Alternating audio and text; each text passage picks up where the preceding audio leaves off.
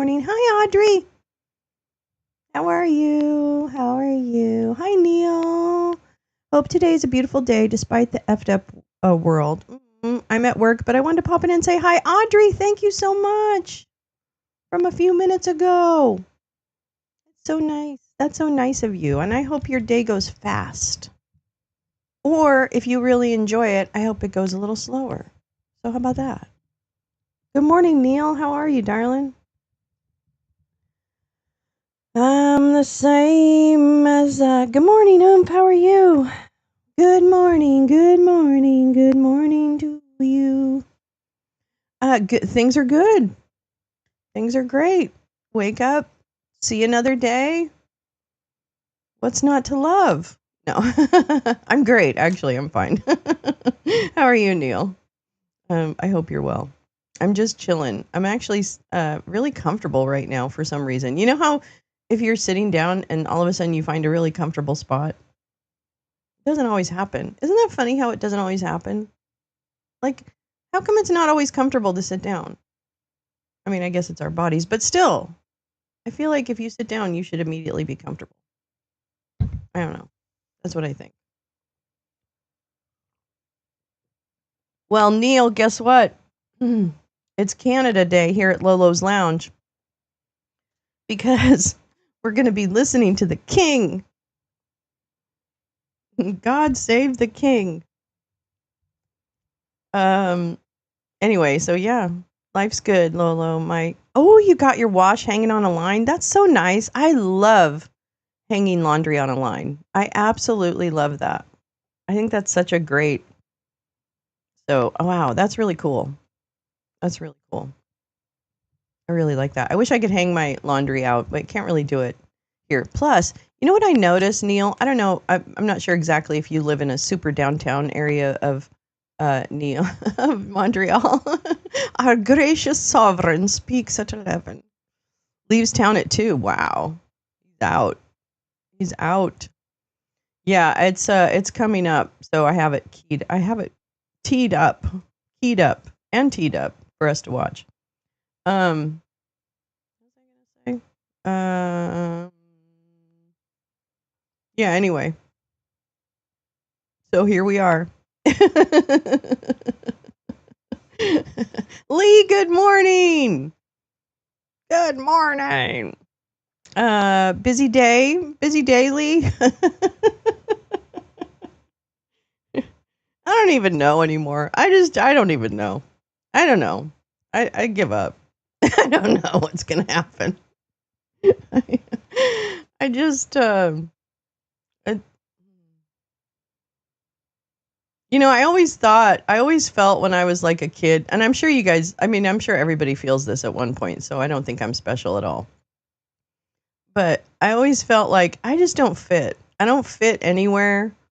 I don't really, like, I don't know. I just wasn't ever like, and it wasn't the cool kind of not fit, right? It was just the awkward not fitting. And I don't know what to do about this world. I don't know. I mean, obviously, it's not up to me, but I don't know. I think I'm just keeping on. I think I'm just happy wake up in the morning. Who was elected Speaker, Neil? It won't be like a fairy tale. King Charles III is going to make the speech from the throne, which basically sets out what the government plans to do. Not too bad. Back to normal trade questions. The EU tariff threat was announced and retracted while I was off.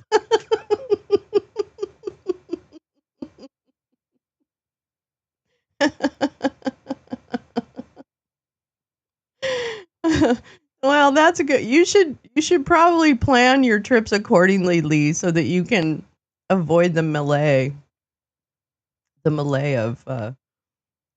trade. Poor Lee. Hi, Jane. How are you? Good morning. Yeah. And the king does not write his own speech? Wait, really? But it's the king's speech. No, I'm just kidding. You don't think he's going to say something snarky? I think what are our bets? I think he's going to say something really snarky about Trump. That's what I think. That's what I think. But I don't know. What do I know? But I think he might. I think there's a possibility, I think, that he would do that. I think my camera's all fucked up. Um anyway, good morning, Badger. Max, just look at the length some people go in order to fit in. Cough, mega cough. Yeah. It's true. It's true. Well, yeah, I never I mean I have done that. I have uh changed in order to fit in with a group, but it never works out. It never totally sticks. Yeah. I mean, I'm most successful with groups that take me as I am, and I'm lucky to have some friends that do that. So I feel pretty blessed in that regard. That's a hand. That's a wave. Is it not showing up as a hand on yours, Neil? Oh my gosh. I take a week off each summer month to staycation. I'm scheduling them accordingly to align with the expiration. 48 hours before July 9th, Lee, to 48 hours after. That's pretty much, you just probably need a 96-hour window, right? Like you probably just need a 96-hour window to miss most of the stuff. I think that's really smart. That's really smart. Yeah, I think it's good to schedule like a week a month. That's really smart. I never did that with my vacation. I was always like, I just never did a good job on planning time away from work, which is probably why I uh, decomposed after a minute, after 35 years. Um, let's see what else. Well, yeah. We had a space last night. That was good. It was nice to hear people's voices. I enjoy that. I love listening to Gal and Jay Rance and Jim go and talk about things. Um, it's funny because I feel like we are, as a group of friends, like, I constantly see really like all of them like work on certain threads and stuff like that, certain aspects. And I'm always like looking at my own stuff, so I can't quite follow everything that everyone's doing in like the Jim Gal kind of space. But my God, they are constantly moving forward with research. It's just it's been fascinating to watch how they put things together and stuff. It's really great. So I don't know. I'm really happy we have smart friends. Let's put it that way. Um, yeah, it's fun. I really think I really want X to go away. I really do. I just need to not have to be on there anymore. And I don't have to be on there. That was a dumb way to say it. I just don't want to use it anymore. I don't want to use it. I really need Blue Sky to let us do spaces or the equivalent. What would they be called? Ow. I just kicked my. What did I do? I just kicked something. Yeah, I don't know what they would be called. What do you think they'd be called?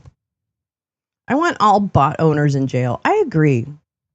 Badger. I think that I'm so sick of that. I'm so sick of all of it. And I've started to notice on Blue Sky, there's a few like not chuddy, but kind of asshole people on Blue Sky too. I mean, they're all the same in my mind.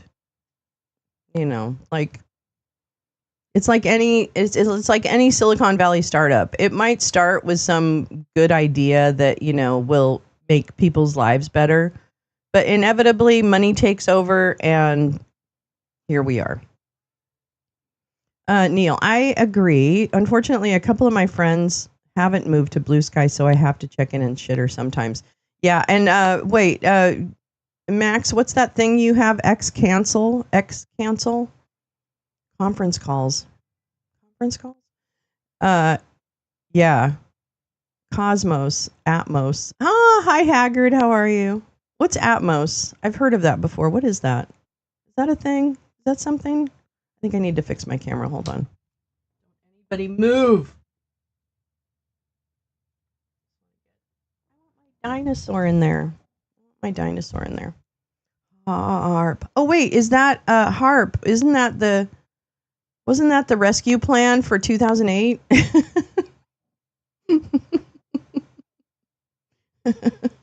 Conference calls would be the name for spaces. Oh, is that what they're going to call them?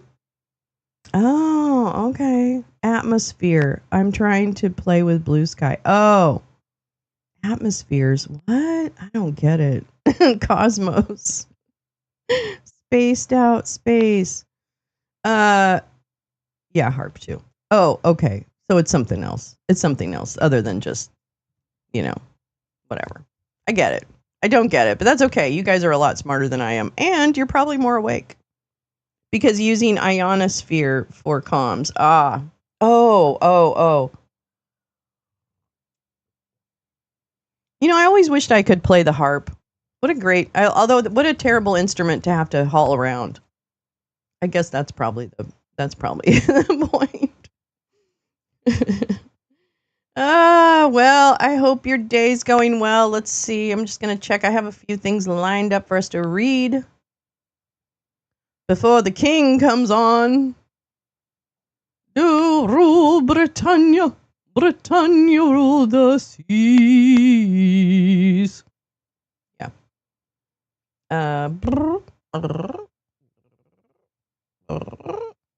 He's not speaking until 8 because they have it starting at 7 my time in like 20 minutes. Is that true? No, that can't be true. Let's see here. Hold on. Wait, where's my watch later?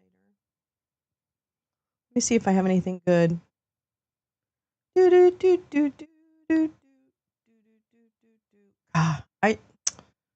I just don't want to put you guys. Actually, I'll oh no, that's not it.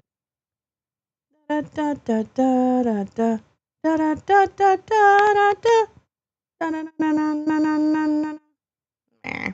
don't like what I pick things and then I'm like, meh, I don't like those. I don't like those things.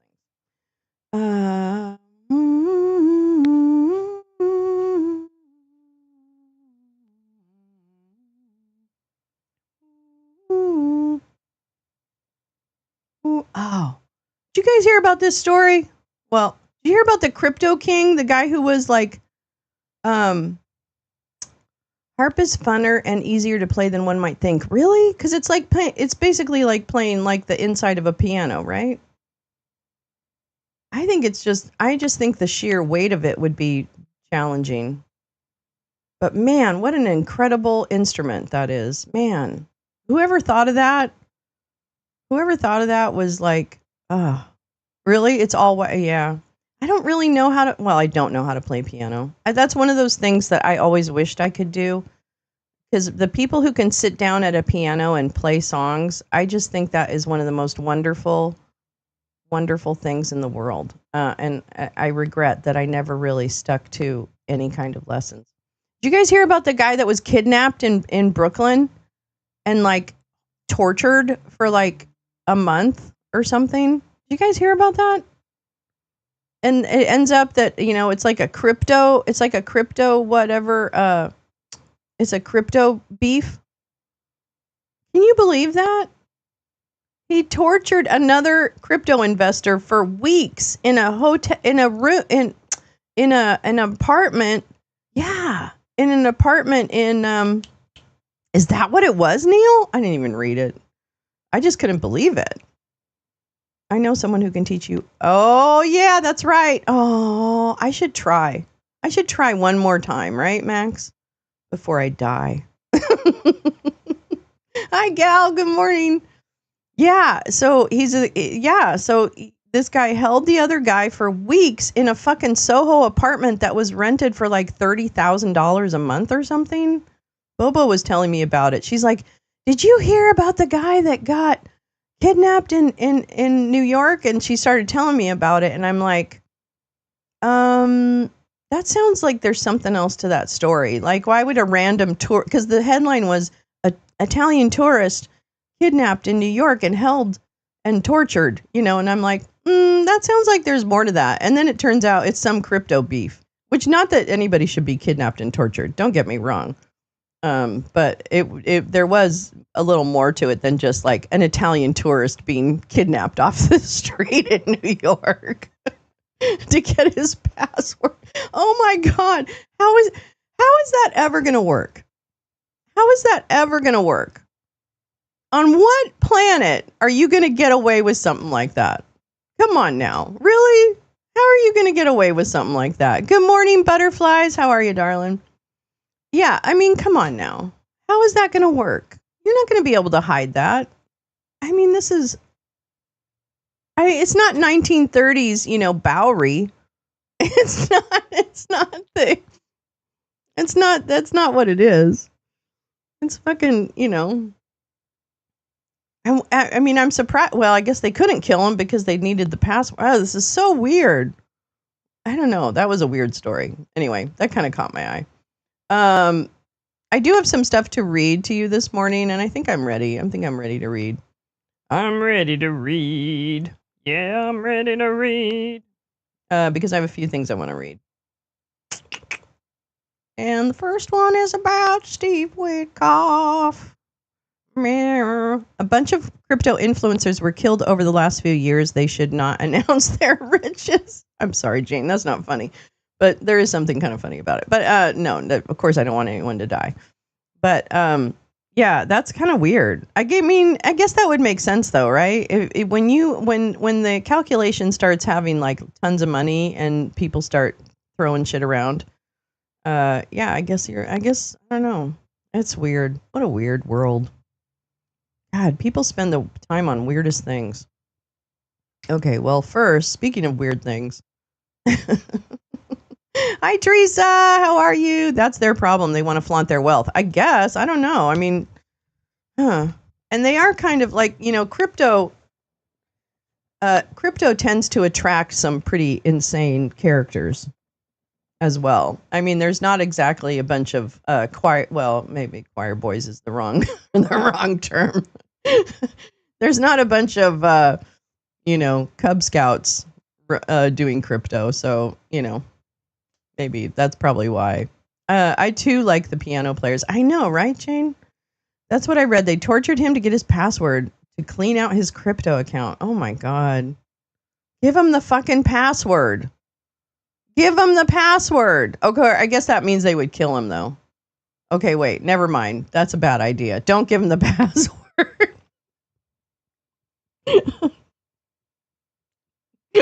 Don't take my advice. Don't take my advice. If you're kidnapped for your crypto wallet, unless you can get out of the $30,000 a month apartment that's been rented in order to torture you, don't.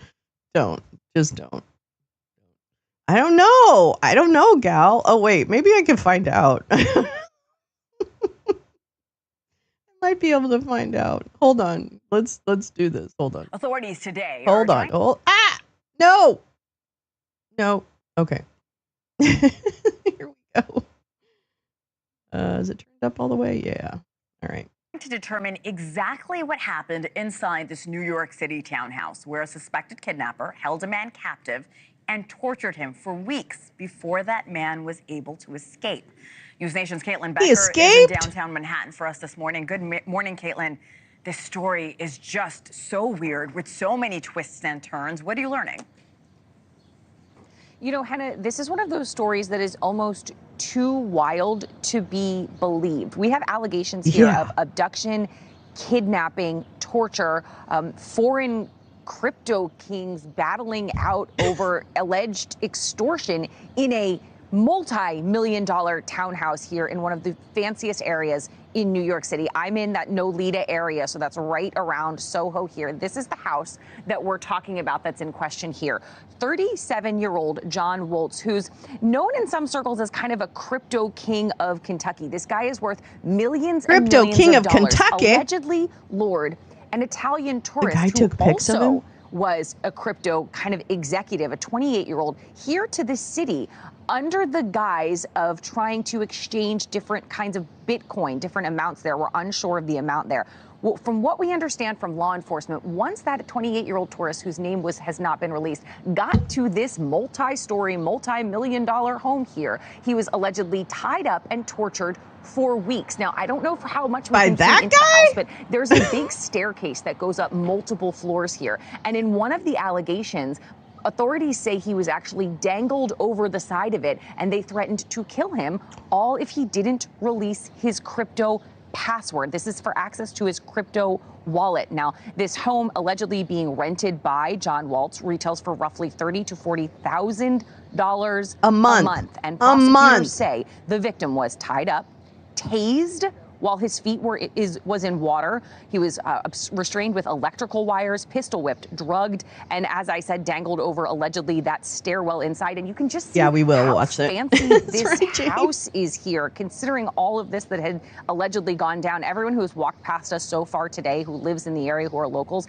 cannot believe what they heard. Now, out this front door, Henna, allegedly on Friday, the victim gave up his crypto password. And when the suspect went to go get the computer, police say he made a break for it, came out this front door, down past this police tape right here into the street, found a traffic cop, and was able to get rescued. Now, police descended on the scene. And I want to actually read to you some of the things authorities say they found torture inside. house. Now only 45,000. Cocaine, a saw, chicken wire, body armor, night vision goggles, ammo, and perhaps the most damning for this case, allegedly Polaroid photos of the victim being tortured there, Hannah. Like I said, it's really not to be believed. What comes next in this investigation? Oh my God. So Waltz has been arraigned and charged on a slew of very, very serious charges. Henna, a second woman, 24-year-old, was arrested in connection with this, but has not been formally charged by the DA. And now it's about furthering this investigation. Right next door here is actually a bodega. The people that work there have already been interviewed. There is a ton of video footage that they say they've given over as well. But Henna, I have to tell you, I did talk to him this morning. Watch that bodega, and he said man. They never heard anything in 1986. In those several weeks of this alleged torture. The more details we learn, the crazier the story gets. Thank you for this update, Caitlin. We'll check in with you all morning long. I'm sure this is evolving with this investigation still underway. Thank you again. Oh my God. Anyway, so that's the Italian crypto guy. Why involve the bodega? Leave him alone. Get a bacon, egg, and cheese with some ketchup. Come on now. And hot sauce. That's my favorite. Bacon, egg, and cheese bagel with hot sauce and ketchup. That was my morning breakfast in Brooklyn. A movie will be, oh yeah, oh my God, butterflies, can you imagine? Well, you know what, actually, it's really good news that the guy escaped, because frankly, that's really scary. And I wouldn't want it, like, that's real stuff. He's being tortured, that's bullshit. These fucking crypto bros, I'm gonna tell you, they are absolutely incredible. I can't even handle them. Okay, let's read about this douchebag. You know, the crypto bros grow up to be assholes like this guy. Well, I guess the story is, butterflies, don't make friends with other crypto bros, and just don't make friends with crypto bros. None of them are your friend. None of them are your friend. That's what I think. Yeah, they're just not going to be your friend. That's the way it is. It's like journalists. No journalist is your friend. That's what I always learned in journalism. In my journalism class at UC, I learned that you are not friends with your subjects. You are a journalist, always. Yeah, F the crypto bros. Oh my God. I'm going to tell you, we're going to get into that. We're going to get into that fucking crypto thing. We're going deep. We may not have Friday morning now to do Fucked Financial Fridays, but we'll do whatever. Maniacal Mondays or something. So we have to get into that crypto thing, because I really want to talk about sovereign wealth. I really want to talk about what Dump is doing with the Saudis, etc. I really just want to talk about that stuff. I want to learn about it to understand what's happening. Yeah, exactly. Fuck Donald Trump. Okay, let me make sure. I've got the king teed up. Hey, baby. Hi, baby. I guess that's I don't know what's gonna start soon, but anyway, so that might start. But let's read. Let's see, I have the sound on, so it'll warn me. All right, this is from The Atlantic. I think Gal sent me this as well. I think Gal didn't use from May 14th, but Steve Witkoff to me is a very interesting. I'm going to take Friday mornings off because I'm still going to do the movies on Friday night. But I think I'm going to take Friday mornings off and see if that makes a difference in my energy level when it comes to Saturday. Because I'd like to really be more energetic for Saturday's show. Because I don't know. I think that's fun, and I don't want to. Anyway, so yeah. Oh my god. Oh, that's right.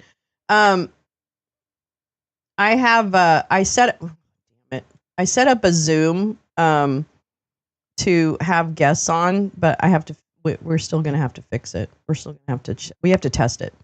Yeah, I'm gonna try it, and then we'll still do movies Friday night. Everything else the same, just like not a Friday morning show. You know, I think we'll try it. Maybe it's like a summer schedule or something like that. To be honest, he probably doesn't know just his handlers. Yeah, that's probably true too. I'm convinced that crypto bros were raised poorly by their parents and their crippled souls are raking revenge on society. You know, I have a, well, yeah, that's true. You were a journalist and you're my friend. That's true. That's true. That's true. But if you were working on a story, you know, like you have a job to do. You can't be friends with people about if you're working on a story. You know what I'm saying? That's what I think they were trying to say. Is that you're always on the record, you know, kind of thing. I don't know. Made sense to me. Let's see. Okay. Trump's real estate secretary. That's what I'm going to call him. On a story, my heart is stone. LOL. Exactly. See, Neil? I'm not right. Right. Get in the know with Lolo.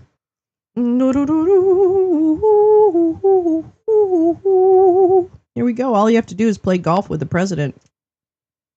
And you too can negotiate peace between two multinational powers. Okay, here we go. Or whatever. I don't know. That was just a term. It doesn't even make any sense. Okay. Trump's real Secretary of State or Secretary of Real Estate. I kind of like that. You have to let him win. Yeah, you do. You do. Okay, how the president's friend and golfing partner, Steve Witkoff, got one of the hardest jobs on the planet. And how's he doing on that? I don't know. All right, Steve Witkoff emptied his backpack on the conference table in his second floor office in the West Wing. He wanted to show me a pager given to him by Israeli Prime Minister Benjamin Netanyahu and senior officials of the Mossad. The pager commemorates the intricate operation in which Israel detonated handheld devices used by Hezbollah, the Iranian-sponsored Lebanese militant group, killing or maiming thousands of its operatives.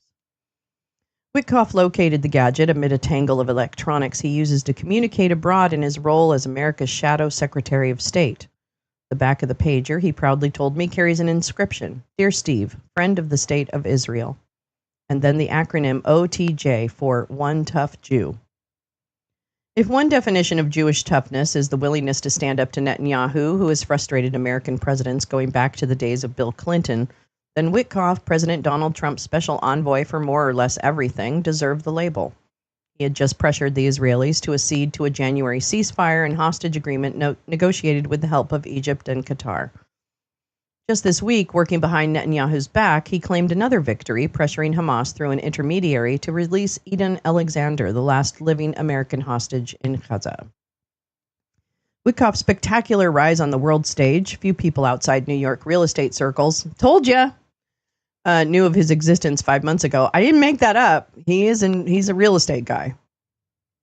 Has bewildered America's professional diplomats and eaten into the duties of Marco Rubio, the actual Secretary of State and interim National Security Advisor. Rubio came into his role with one enormous disadvantage. He wasn't a friend of Trump's. Witkoff very much is. The two men have known each other for 40 years. He is a regular at the president's many golf clubs. Witkoff followed Trump into real estate investing, a pursuit that made them both billionaires. He has been by Trump's side through bankruptcy, 2 divorces, 2 impeachments, 2 assassination attempts, and 2 inaugurations. Now, Trump has asked his friend to solve many of the world's most dangerous problems that have defeated generations of American presidents and diplomats. Let me take a drink of coffee. Time to make the donuts. Bye, Lee. Have a good one. I hope you are able to. How many bankruptcies? How many? How many bankruptcies? What? There were. Oh, you know what? They didn't even say. Wasn't it like 6 or something like that, or something 4 or 6? Maybe it was more. All right, Witkoff, who is 68, is more soft-spoken than the president, but equally predisposed to grandiose language. He told me, "We're going to have success in Syria. You're going to hear about it very quickly. We're going to have success in Libya. You're going to hear it quickly. We're going to have success in Azerbaijan and Armenia, a place that was God-forsaken almost, and you'll hear about it immediately. And ultimately, we will get to an Iranian solution and a Russian-Ukraine solution." This is so ridiculously gross. Everything else was too. I know. Isn't that interesting? This is kind of strange. Why not? Why not just go ahead and mention how many? Witkoff has faced a precipitous learning curve, though he seems largely unbothered by the long history of American diplomatic failure in the Middle East, in particular. Like Trump, he is very much the transactionalist and sees Ayatollah Khamenei and Vladimir Putin, among others, not as cruelly Machiavellian authoritarians captured by deeply felt and deeply antagonistic ideologies, but as clever negotiators. Like so many real estate lawyers he once faced in business, looking for the best possible deal. He appeared to interpret Putin's desire to meet with him not as a display of dominance, but as a sign of the Russian leader's sincere interest in peace. With the Israelis, he has shown more skepticism. To secure the January deal, Witkoff told David Barney, the head of the Mossad, that he would have to answer to friends whose children would never return from captivity in Gaza if Israel didn't agree. In March, he left Doha believing he had an agreement from Hamas to extend the ceasefire, only for the group to propose alternative terms. "Maybe that's just me getting duped," he said at the time. The intransigence of the conflict had humbled him, as a person who works with the leadership of a Gulf country put it to me. It was around then that the U.S. officials undertook direct dialogue with Hamas, a break with U.S. protocol. This week's concession by the militant group, negotiated with the help of Bashar Baba, the chairman of the group formerly called Arab Americans for Trump, sidelined Israel from the process entirely. Oh, that's interesting. I hadn't heard about that. These developments stunned longtime experts. Witkoff has been empowered to use tools that no administration has ever used. Aaron David Miller, former State Department Middle East analyst and negotiator, told me, "We've never seen an administration separate itself from Israel like this." Let me see. J. Rance, good morning. Good morning to you. Witkoff has no formal background in international relations, nor does he have training or experience as a diplomat. To strike deals on matters as varied and complicated as the Russia-Ukraine war and the Iranian nuclear program, he is leaning heavily on intuition, his record of success in real estate negotiations, and his personal friendship with the president. In recent months, he told me, he has read many books and watched Netflix documentaries on world conflicts. Oh my God. Oh my God. Including Turning Point, the Vietnam War. He's come to believe, as Trump did with politics, that he can turn a lack of expertise to his advantage and succeed where the professionals have failed. N'étant saisi d'aucune affaire, vous plaît-il, honorable sénateur, que la séance soit suspendue pour attendre l'arrivée de Sa Majesté le Roi? As there is no business before the Senate, is it your pleasure, honorable senators, that the sitting be suspended to await the arrival of His Majesty the King? D'accord. Agreed.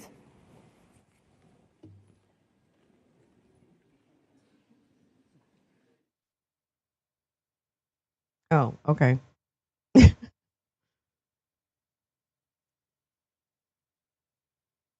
Okay. All right. Very nice. Okay. This is sort of like Mr. Smith goes to the East. Senator Lindsey Graham, the South Carolina Republican, remarked to me. Unsurprisingly, there is broad skepticism. Deckel by Deckel. Deckel. Unsurprisingly, there is broad skepticism about Witkoff's chances of success. Some of Trump's own handpicked diplomats are said to have deep reservations about the Witkoff method because it's not going to last. Okay? This is like, I don't know. It's like the Abraham Accords. It's window dressing. He's not solving anything. He basically bullied or whatever, or just forced the hand of someone to make sure we got the last American, which is great. But he has no leverage with Netanyahu, clearly. And cutting someone out of the discussions, what do you think someone like Netanyahu, if something doesn't go his way, is going to do to someone like this is so dumb. Why do these dim bulbs think because they know nothing, they know more? It's Dunning-Kruger. Yeah, he watched 2.5 Netflix. He didn't make it through the last one. He fell asleep. Happens to the best of us.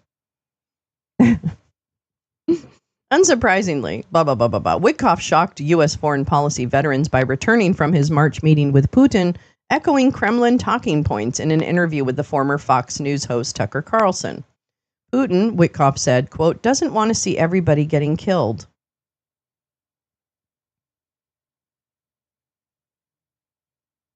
The envoy seemed to validate Russian claims to eastern regions of Ukraine based on sham referendums staged there in 2022. Witkoff also enthused about Putin's personal charm, saying the Russian leader had been, quote, praying for his friend after Trump's ear was grazed by a bullet at a campaign rally last year. Witkoff said matter-of-factly of Putin, I liked him. Yeah, Netanyahu would happily set off a commemorative pager. I wouldn't accept that. I'd be like, no thanks. Witkoff seems to accept Putin's word at face value. William B. Taylor Jr., a longtime diplomat and former U.S. ambassador to Kyiv, told me, the Russians are very skilled and very devious. Witkoff has little experience with them, so he can be taken advantage of. Witkoff's allies say he is simply trying his hand at flattery, a cornerstone of Trump's foreign policy, which has done nothing but get at least 13 people, soldiers killed in Afghanistan because the whole thing was set up to fail. Everything Trump does actually doesn't work. It's just that they lie about it and that you're supposed to just believe what they tell you versus what actually happened. And that's not real. The ear appears untouched. It's true. Max, you're correct. The Trump administration is a joke around the world except for the ones who want something from them. Exactly, butterflies. You're so right. You're so right. The cornerstone. Yeah, there's a cornerstone. There's a corner? Witkoff's role, which reprises some of the foreign policy duties assumed by the president's son-in-law, Jared Kushner, in Trump's first term, rests on several premises. That international disputes are best resolved not by multilateral institutions, but by the world's superpowers, represented by the personal emissaries of strong leaders. That business imperatives can overcome ancient hatreds, whether ethnic or religious, and that U.S. objectives are fundamentally pragmatic, not overly concerned with right and wrong. Wow. I just don't want that person representing our country. Witkoff is a realist in the classic formulation of Hans Morgenthau. He thinks and acts in terms of interest defined as power. Though he put it differently. I'm not an ideologue, Witkoff told me. Remember, I'm the amateur diplomat. I asked him if those were his words or borrowed from someone else. My words, he replied, but I say it tongue-in-cheek. He let out a laugh. Diplomacy is negotiation, he said. I've been doing it my whole life. Oh. Witkoff's life wasn't always like this. He made his name buying and selling real estate. He did that well, making enviable acquisitions that included the Daily News building and the Woolworth building in New York City, amassing a net worth of about $2 billion. What Witkoff lacks.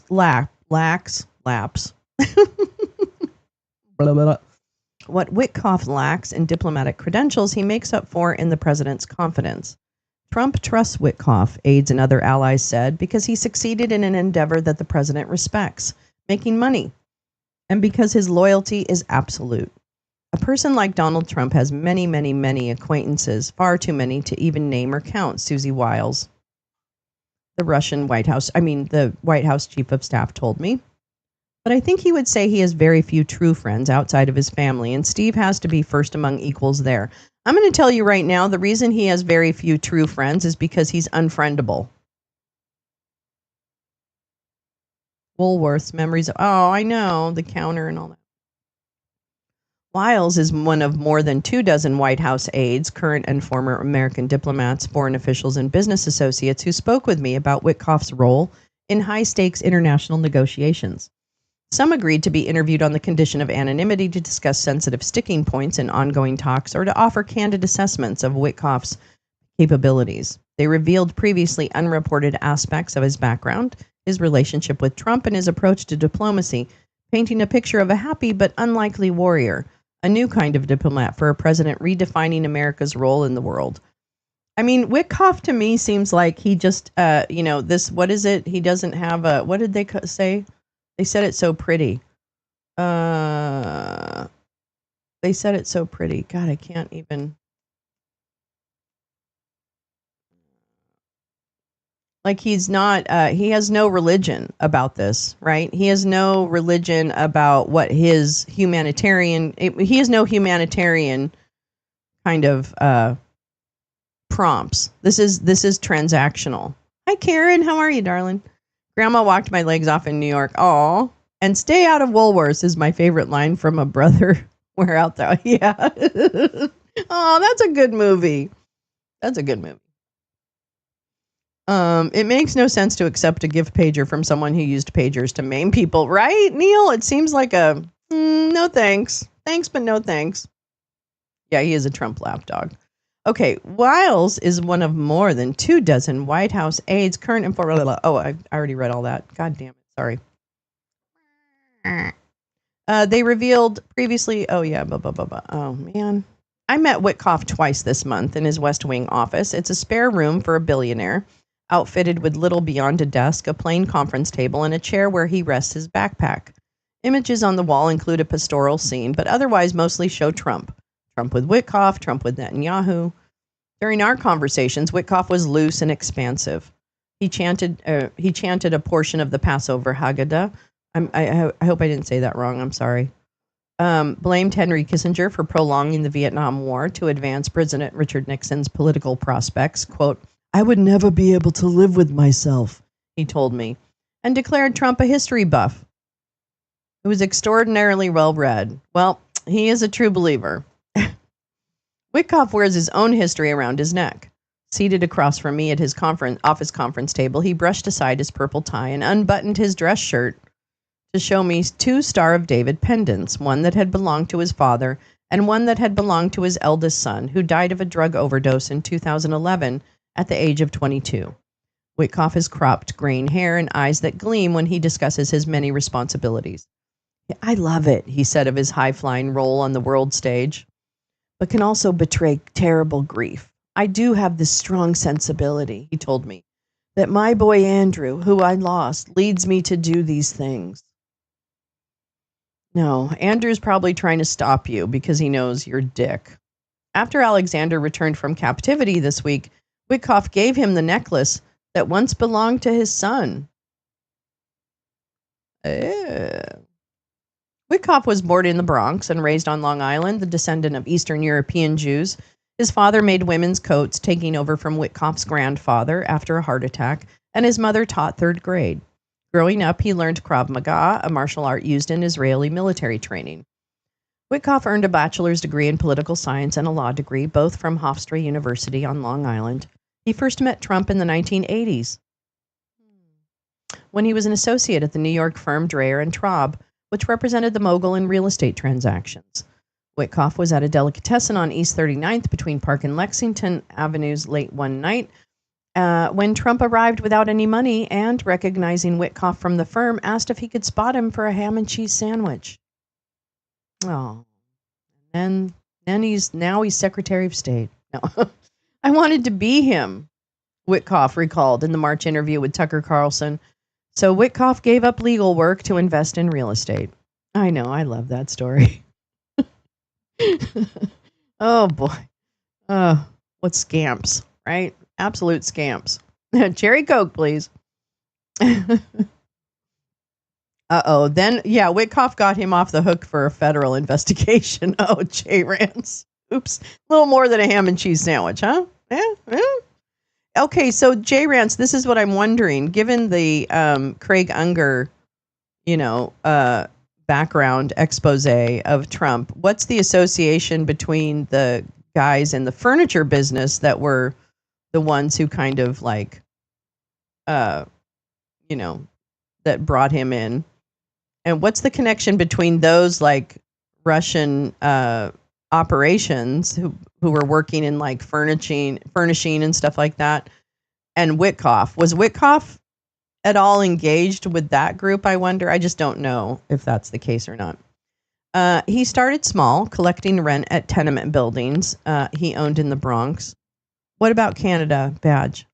Canada has a chain called McFrugal's. That's cute. With a revolver attached to his ankle. Oh, boy, I bet he was quite a sight walking around in the Bronx like that. He soon crossed into Manhattan and developed a reputation as a zealous investor with an appetite for risk, using borrowed money to snap up office buildings at deep discounts. In 2013, he took on one of his most ambitious projects, the historic Park Lane Hotel on Central Park South. Witkoff partnered with the Malaysian financier Lolo and other investors, including Abu Dhabi's Sovereign Wealth Fund, to buy the property for $660 million. Yeah, he collected rent. Yeah, yep. Yeah, he's a slumlord. Or one of those, what are those guys called? Not the protection, but the I don't know. Whatever those guys are that break your legs if you don't have the money. Whatever they're called. With plans to demolish the hotel and erect a soaring condominium featuring ultra-luxury apartments. But the plans unraveled, first because of a market downturn in 2015 and 2016, and then because Lowe was indicted on fraud charges in 2018.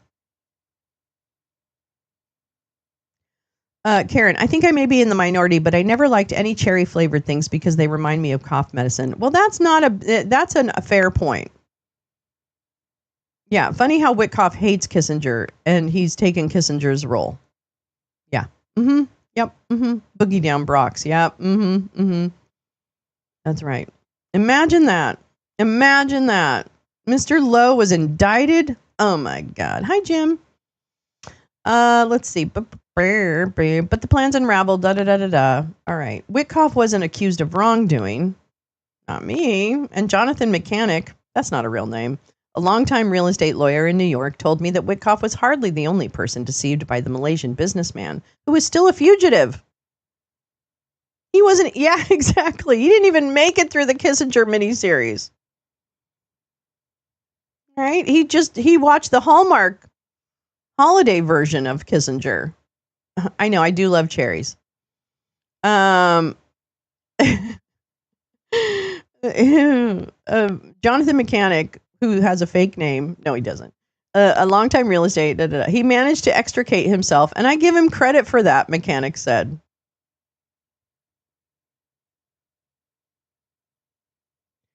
Witkoff's business partner is on the lam, and another business guy in New York says, "Oh, I think Witkoff did a pretty good job getting himself out of that." I don't want to be here anymore. Okay. I just don't want to be here. I don't belong. I don't fit. Nothing. Yikes. In fact, it was the intervention of not one but two sovereign wealth funds from oil-rich Gulf nations that extricated Witkoff from the debacle. Oh. Wait, really? Wait, what? Wait, what? I think he watched Ilsa, harem keeper of the oil sheiks. Lowe ran that scam with Wyclef Jean. Oh, I think I remember hearing about that. remember hearing something about that. All right. In fact, it was the intervention of not one but two. Count them, two. Sovereign wealth funds from oil-rich Gulf nations that extricated Witkoff from the debacle. First, the U.S. government moved to recover assets linked to Lowe. Abu Dhabi's sovereign wealth fund enlarged its stake in the hotel. Then, in 2023, the Qatar Investment Authority, I don't know how to say that, Qatar, I don't know, investment authority based in Doha, stepped in and purchased the hotel for about $620 million, effectively taking over Witkoff's stake. So he kind of owes Abu Dhabi, or no, excuse me, he owes Qatar. He owes Qatar. Witkoff owes. I love oat milk. I like oat milk a lot. I don't know where we came with that, but I like oat milk. You guys, he's in 2023, 2 years ago. Count them, two. The Qatar Investment Authority based in Doha stepped in and purchased the hotel for about $620 million, effectively taking over Witkoff's. He owes the Qataris. What?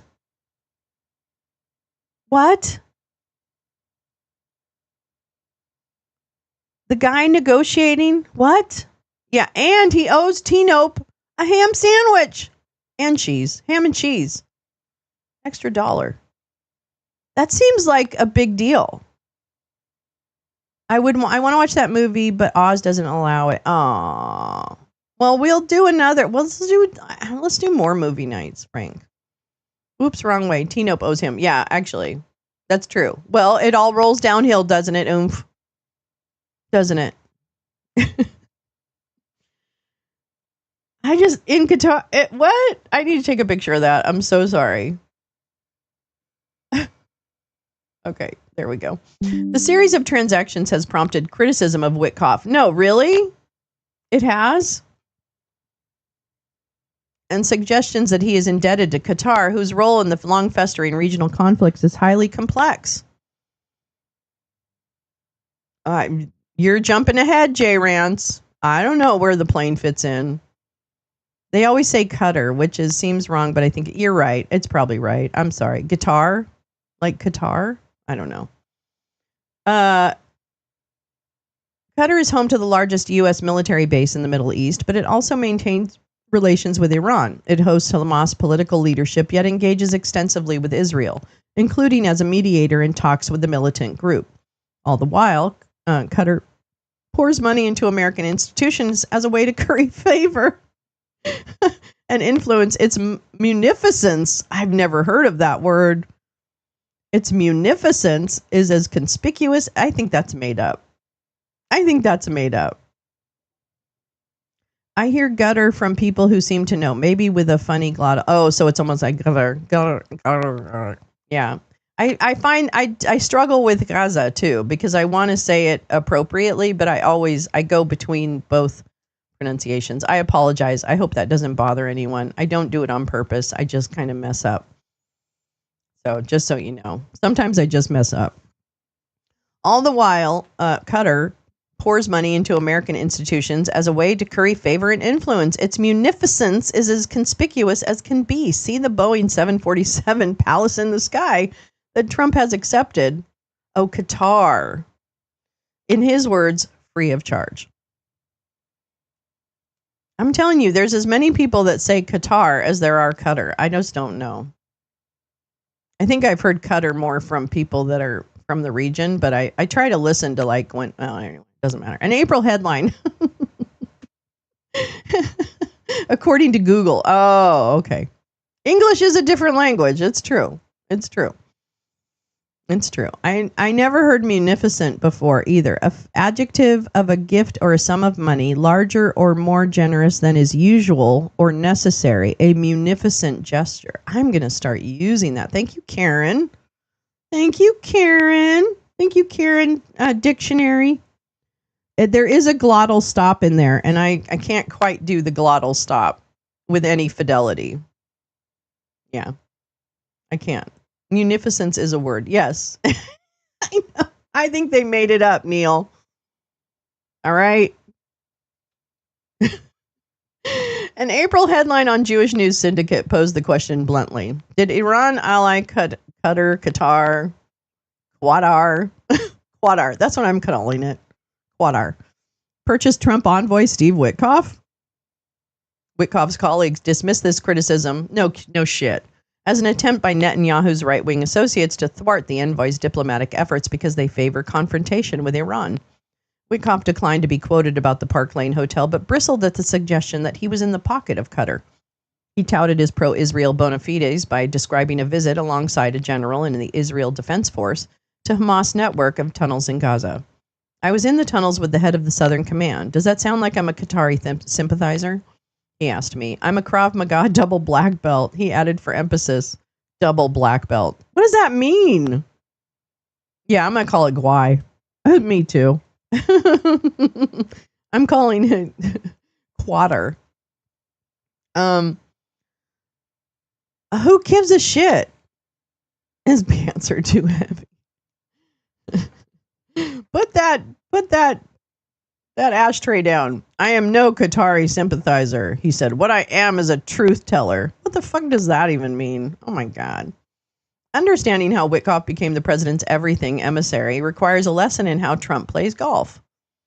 You have breakfast, and it goes as long as Trump wants it to go, Lindsey Graham told me. Then you play golf, and then you have lunch. At breakfast and lunch, Graham said, you talk about all these things. In Witkoff's case, these things included how Trump's friend and golfing partner would like to occupy himself during a possible second term. After Trump secured the Republican nomination in the spring of 2024, the post-golf lunch conversation included talk of Witkoff's future role. Graham described a conversation with Witkoff around that time. Quote, I said, you want to run for Senate? He said, hell no. I'd like to try and help in the Middle East. Witkoff expressed interest in an informal role, so Graham told him about envoys. I think I'm the guy. Maybe Mideast envoy, Witkoff replied, according to Graham. Trump weighed in. Yeah, whatever you want to do, Steve. Trump's devotion to Witkoff owes in large part to his loyalty after the riot at the Capitol on January 6, 2021, when many one-time allies deserted the former president. Steve was there for him in the worst hours of his life. According to Tom Barrack, give me a fucking break. A billionaire a criminal who is now the ambassador to Turkey, told me in an interview. In that 4-year hiatus, most of the world thought that he was never going to be president again, or maybe never even see the light of day. But Steve stuck with Donald. You did too, Tommy. Witkoff took the stand to testify on Trump's behalf in 2023 during the New York Attorney General's civil fraud case against the former president's family. Witkoff was golfing with Trump during the second attempt on his life at the golf club in West Palm Beach in September. Witkoff's first grandchild, born last year, is named Don James, after the president. Yeah, but it's a golf day, Jim. I think he gets up early for golf days so that he can get breakfast at the club. In turn, Trump is rewarding Witkoff with a role that gives him an outlet for his grief. It's a round trip for his healing of himself by doing something that's not commercial, that's not about money. Oh, please. That's somehow closing this karma gap for his son. I mean, Tom Barrack, you are the piece of shit. You are the shit on the bottom of the shoes of this country. Nobody gives you cannot speak for anyone.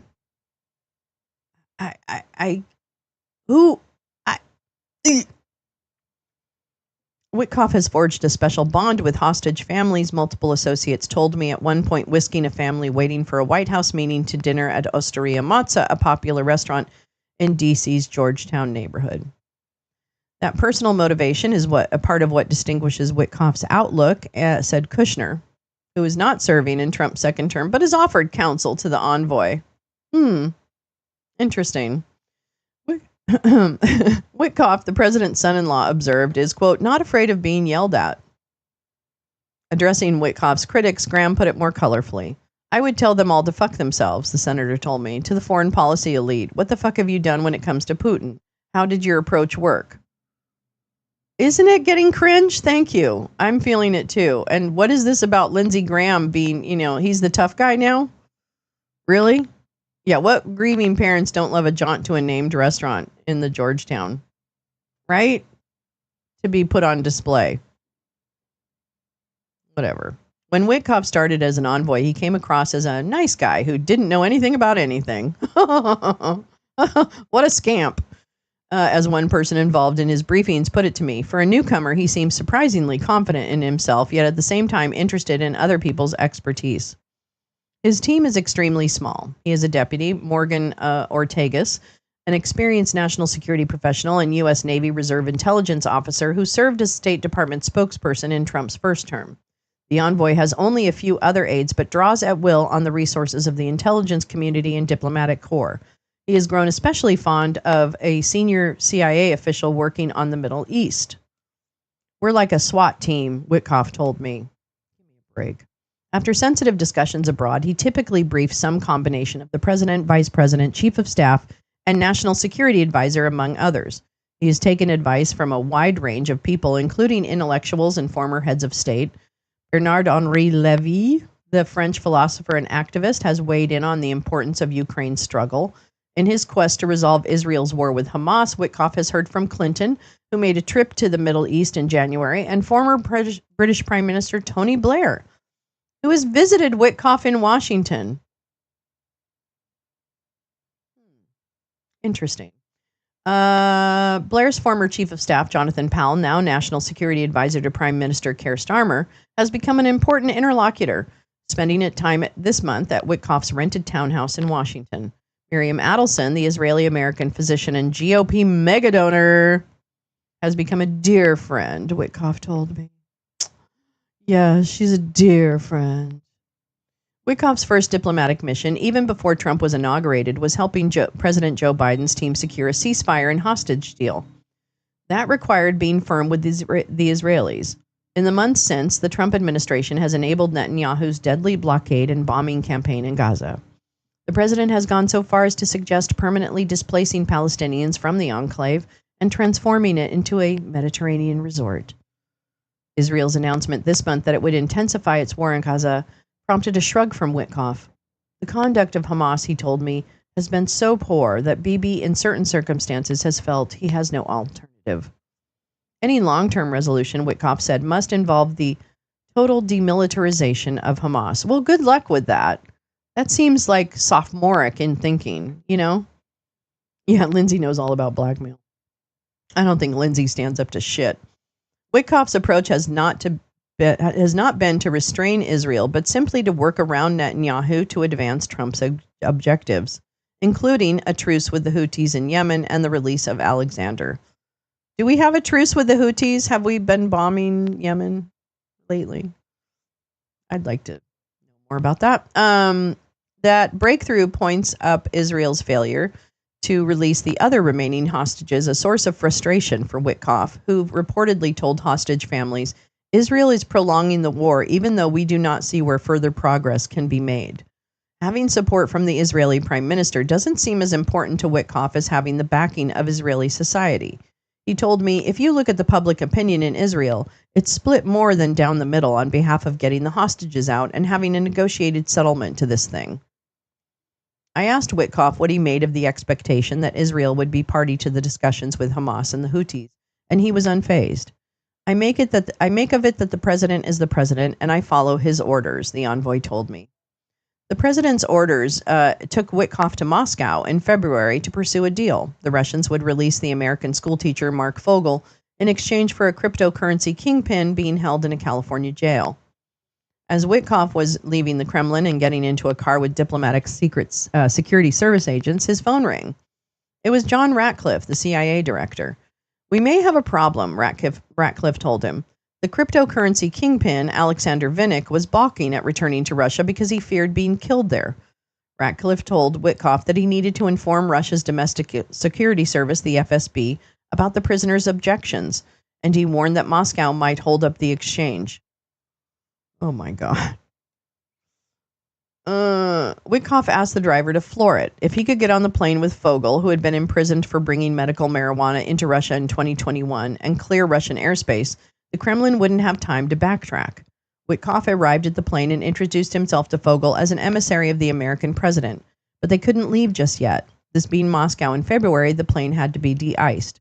Witkoff watched impatiently as an airport crew hosed down the left wing. Then the crew stopped. They're going to pull Fogel off the plane, Witkoff told associates. They deliberately only did one wing. The delay, it turned out, owed merely to a glitch with the de-icing machine. The crew finished the other wing and cleared the plane, Witkoff's own Gulfstream jet, which he uses for his international expeditions, to take off. It was snowing in Washington when they returned. Wait, so he uses his own jet to go to Moscow? Does he pay for the gas? And the crew? Are we paying for the gas and the crew? Is it cheaper to go by Gulfstream jet than it is by whatever military, whatever we usually do? Really? Really? I don't get it. Yeah, international expeditions. That's right. It was snowing in Washington when they returned. Mark Fogel coming on my plane was one of the greatest blessings of my life, Witkoff told me. In geopolitical terms, the prisoner swap opened a line of communication between Witkoff and Putin at a time when Trump is seeking a settlement to Russia's war in Ukraine and a broader reset in relations with Russia. Vogel's return had been a test of Kirill Dmitriev, the head of Russia's sovereign wealth fund. When Dmitriev offered himself as a back channel on behalf of the Russian president, Washington needed proof that he had sufficient influence with Putin to get an American hostage released. Dmitriev delivered, and Witkoff proceeded to meet with Putin 3 more times. He has done so alone, without any career diplomats, without a note taker, without so much as a translator. Those were Putin's terms, and Trump endorsed Witkoff agreeing to them. Witkoff described Trump's attitude this way. He wanted to gain knowledge from my visit. He trusted me to give him a good report. When I say a good report, I don't mean colored or shaded. I mean an accurate description of what happened so that he could make judgments. Witkoff said his role was to almost be an active intelligence agent for Trump. I don't mean in a surreptitious way, he added. Witkoff acknowledged in our conversation that a deal to end the 3-year war, which Trump had promised to resolve on the first day of his second term, remains elusive, and he blamed Moscow and Kyiv equally for that. Yeah, 50-50, he told me flatly. Under pressure from Washington, Ukrainian President Volodymyr Zelensky has agreed to meet with Kremlin representatives tomorrow in Istanbul. This was passed in a face-to-face encounter resisted by European leaders who sought a ceasefire first. Witkoff is likely to be present for the talks if they proceed. Yeah, what is he saying now that Putin keeps bombing Kyiv and other places? Yeah, also he did read, that's true. Well, actually, no, he didn't actually read the Tom Clancy, but he did go to the movies. So he didn't actually make it through the books, but he did actually go to the movie. So maybe that counts for something.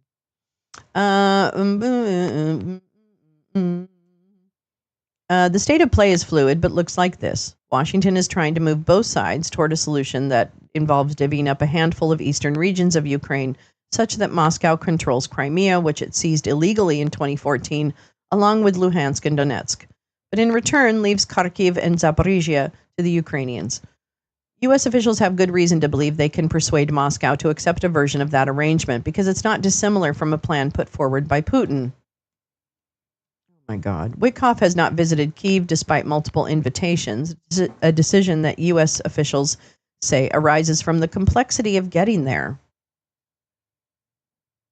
and the envoy's ability to review satellite images of the damage. Huh? But his absence has baffled longtime Russia experts, including Michael McFaul, a former U.S. ambassador to Moscow, who said the same emissary should be talking to Putin and to Zelensky. It's called shuttle diplomacy for a reason, he told me. Keith Kellogg, oh my God, needs to rapture faster, please. An aide to Mike Pence during his vice presidency was originally named special envoy for Ukraine and Russia, but now just handles the Ukrainian part of the negotiations. And I'm going to imagine that Keith Kellogg doesn't handle shit because he's a doddering old fool. That's what Keith Kellogg is. He's just he's a old white guy that sits there and rambles. I don't think he I think they sidelined him so fast. He's not doing anything. If the Russia-Ukraine peace efforts have not exactly gone to plan, Witkoff has found more reason for optimism on the Iran nuclear talks. We may be there with Iran, he told me. What looks like the most complicated could be the most likely. I heard skepticism about Tehran's intentions from current and former American and Israeli officials, including a Trump-aligned senior diplomat in the region.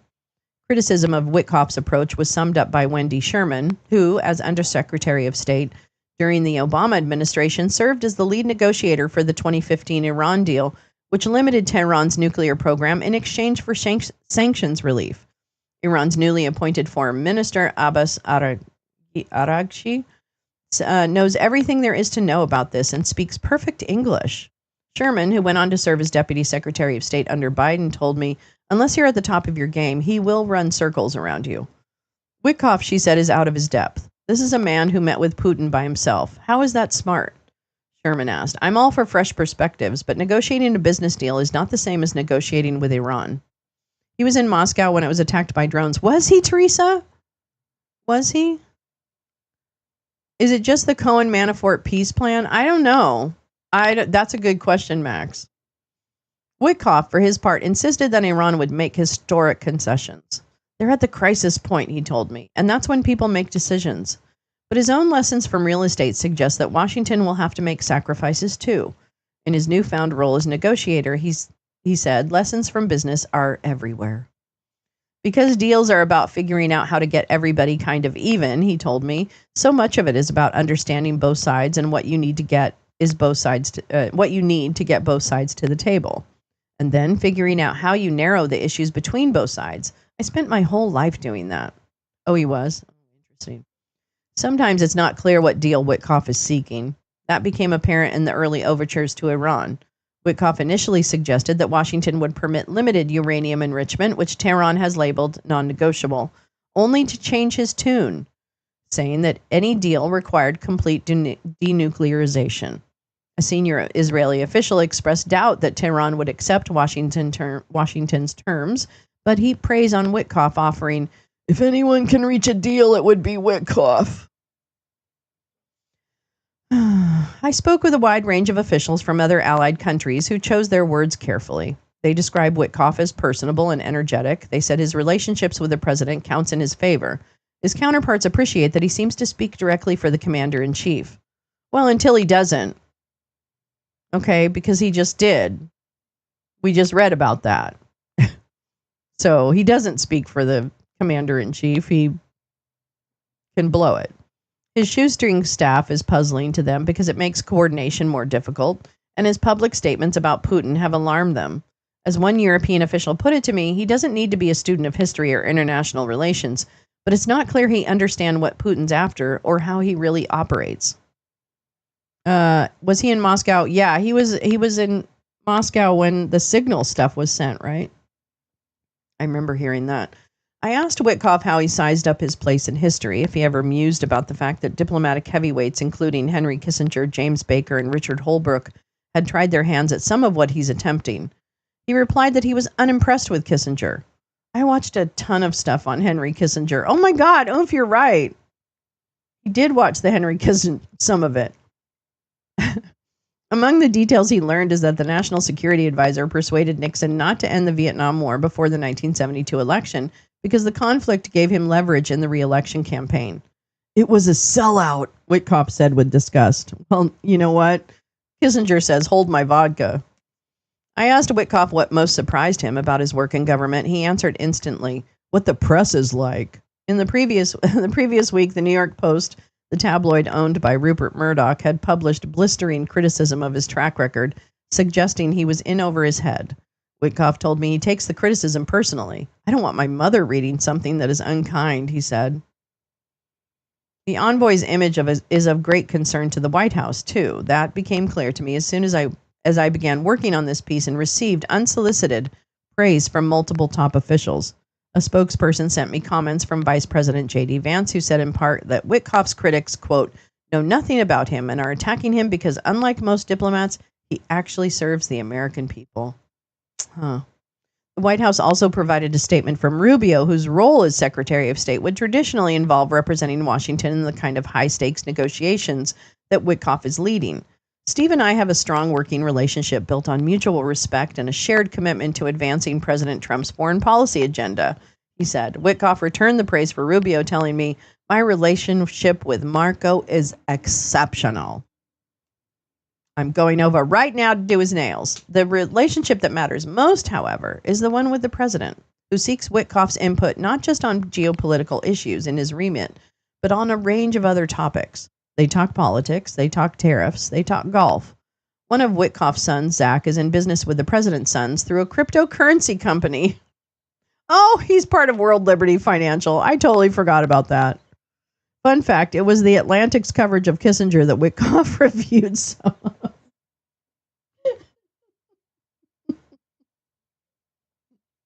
It must have been he must have read the Kissinger tell-all. That's probably what happened. Witkoff is a World Liberty Financial co-founder, but told me now he has nothing to do with it. Okay.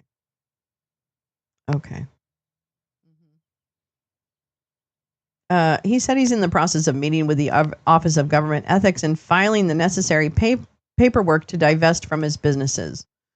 I asked him how long he expects to stay in his role, and he seemed to have no end date in mind.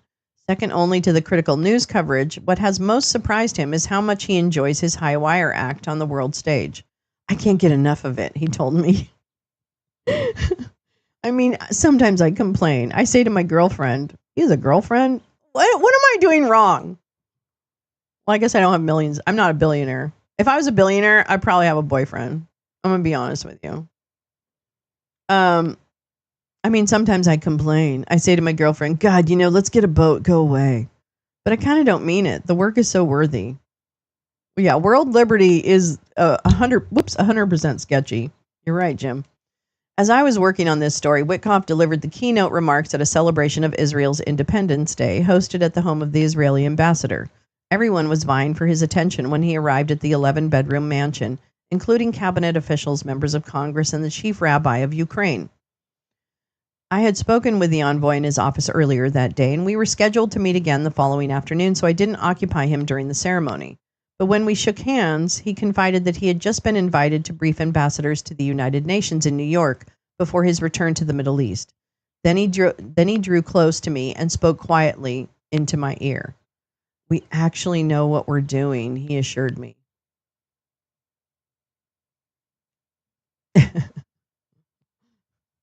Oh, that's it. We actually know what we're doing. Terrible. Zach named his son Donald. NPR sues Trump over order. Oh, good. Good.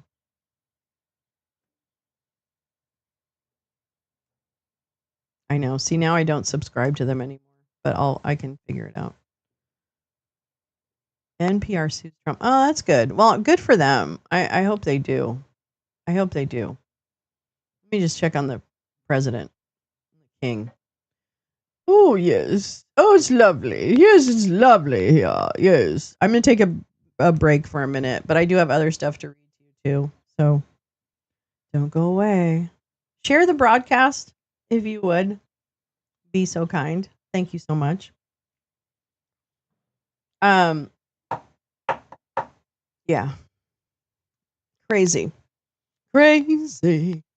Wow, look at him. He's got all those little things on. He's got his little thingies on.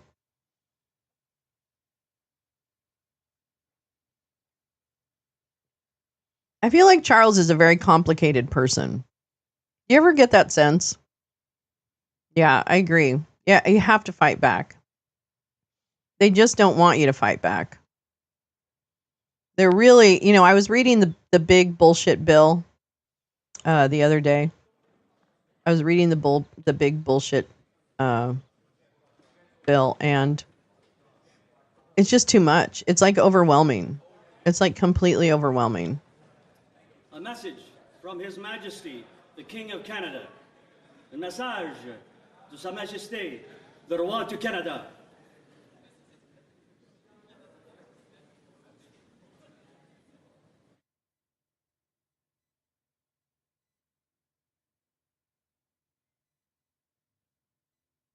What, everybody sit down already?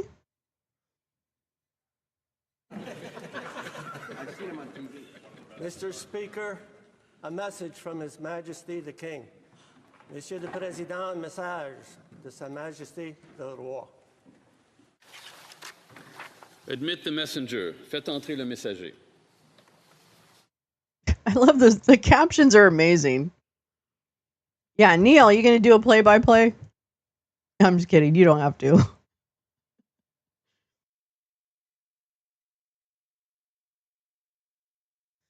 Time to smoke weed. It's time. I'm going to take out my big gold thing and stick it in my mouth. Just kidding. I don't know what that is. I don't know what I just said. Is that all made of gold, like solid? That can't be solid gold, right? That can't be solid gold. All right, this is the Commons, green. The king is in the Senate. Oh, I get it. I get it. Thank you, Neil.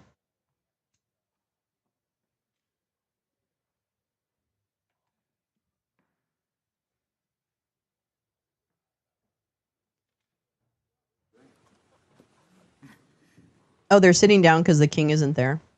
That makes sense. I just thought they got seated so fast, but this is the wrong room.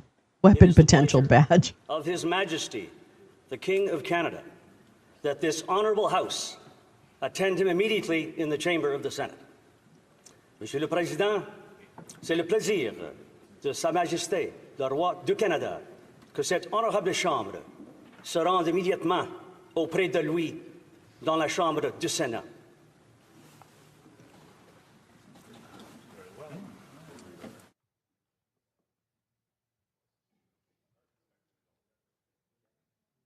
Why does he have to bow twice? Oh, need a banner to tell Trump to eat shit. Yeah.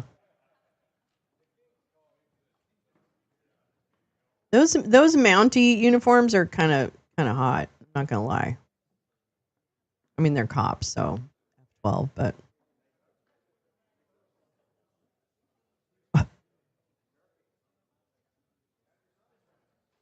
okay. Well, let's go. Where is everybody?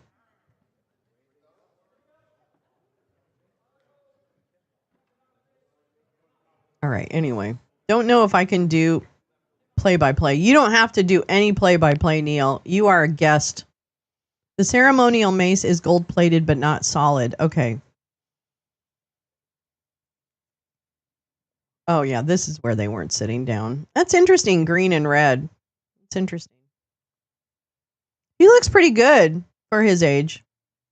Isn't he not well, too? Doesn't he have, like, cancer or something?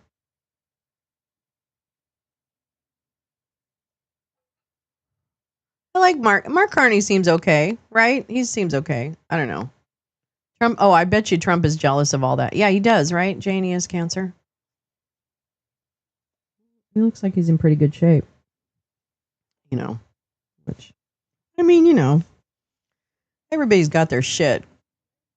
What I've always the one thing I have really liked. Oh, Carney, yeah, and the one thing I've liked about Charles, he's an asshole, and there's no doubt about it. But I will say, I recall even from my younger days that he would speak out against certain things that I was, that I was always surprised by, like climate and stuff like that. And so I always liked him for that standpoint. But I mean, obviously, the whole thing is ridiculous. But yeah, I used to kind of like I had a U.S. girlfriend who wanted to see a Mountie. I brought her up to Ottawa and showed her some. She was disappointed because she thought the Mounties wear red serge all the time. Right? I mean, yeah, he did. He cared about GMO and climate change and stuff like that. I mean, don't get me wrong. I'm not like a royal phobe. I don't really give a shit about that. But you know, I was surprised.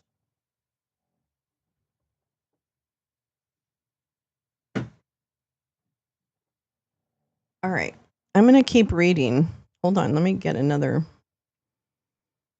sign up here. They don't go around looking like Dudley Do, right? He went to the musical ride a few years ago. She would have liked that, Neil. Oh, we went to the musical. I watched the Crown series. It was so good. I'm a bit of an Anglophile. I did enjoy parts of that. I didn't watch the last couple, whatever, or the last season of the Crown, but I think I watched the previous. They were good. It was interesting. Commons is green. Here Neil's given us some knowledge about Canadian Parliament. Commons is green because when the people would gather on the village green centuries ago to discuss community issues. Oh my gosh, that's so cool, Neil. I love that. Yeah, he does look good, doesn't he, Butterflies? I mean, I just thought he was, obviously, whatever, varying degrees. The people in red and ermine are the Supreme Court justices. Ah, thank you, Neil. Yes, behind him. Like those choir boy candles that you used to have in the 70s at Christmas. That they were not. That they're not altar boys. They're Supreme Court justices. Just so you know. Let's see. What am I doing? Where am I going? And what am I doing? Okay, let's la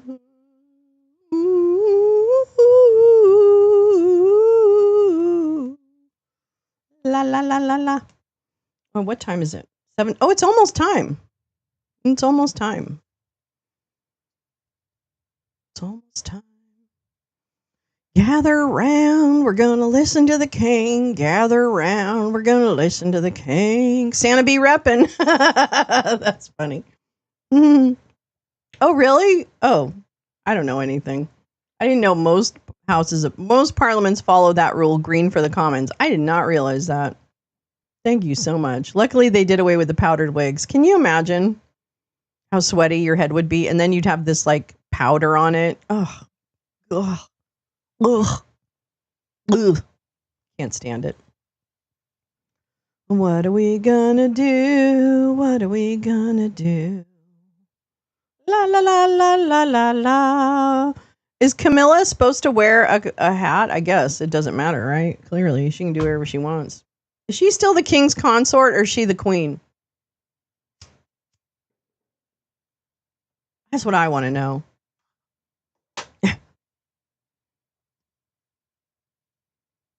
Why didn't he just marry her in the beginning and not ruin a bunch of people's lives? I don't get it. That's so dumb. For what it's worth, I could name all 9 SCOTUS judges, but maybe 3 to 4 SCOC judges. Our people just don't seem to cause trouble. Yeah, Neil. Oh, she is the queen now. Elizabeth elevated her. Okay. Wow. There you go. Girl, you did it, man. Because they're too closely related, Shane.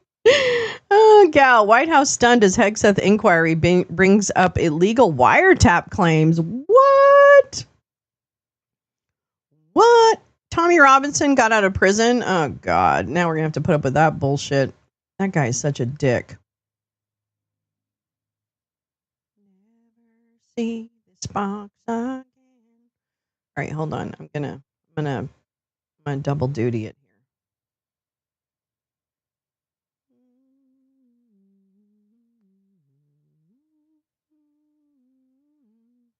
here. It's too big. Make it smaller. All right. Hegseth inquiry brings up illegal wiretap in Trump advisors lose confidence in Pentagon leak investigation Hegseth used to justify firing 3 top aides. The White House has lost confidence in a Pentagon leak investigation that Pete Hegseth used to justify firing 3 top aides last month after advisors were told that the aides had supposedly been outed by an illegal, warrantless National Security Agency wiretap. What? The extraordinary explanation alarmed the advisors, who also raised it with people close to J.D. Vance, because such a wiretap would almost certainly be unconstitutional and an even bigger scandal than a number of leaks.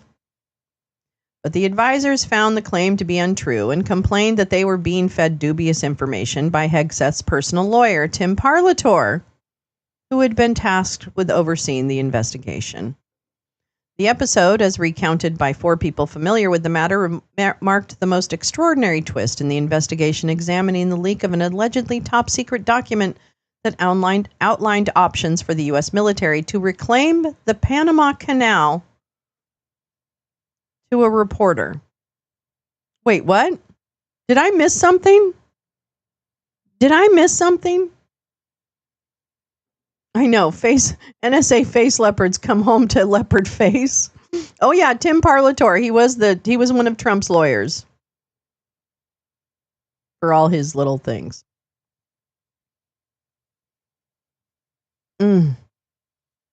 Okay. I'm just going to read that again.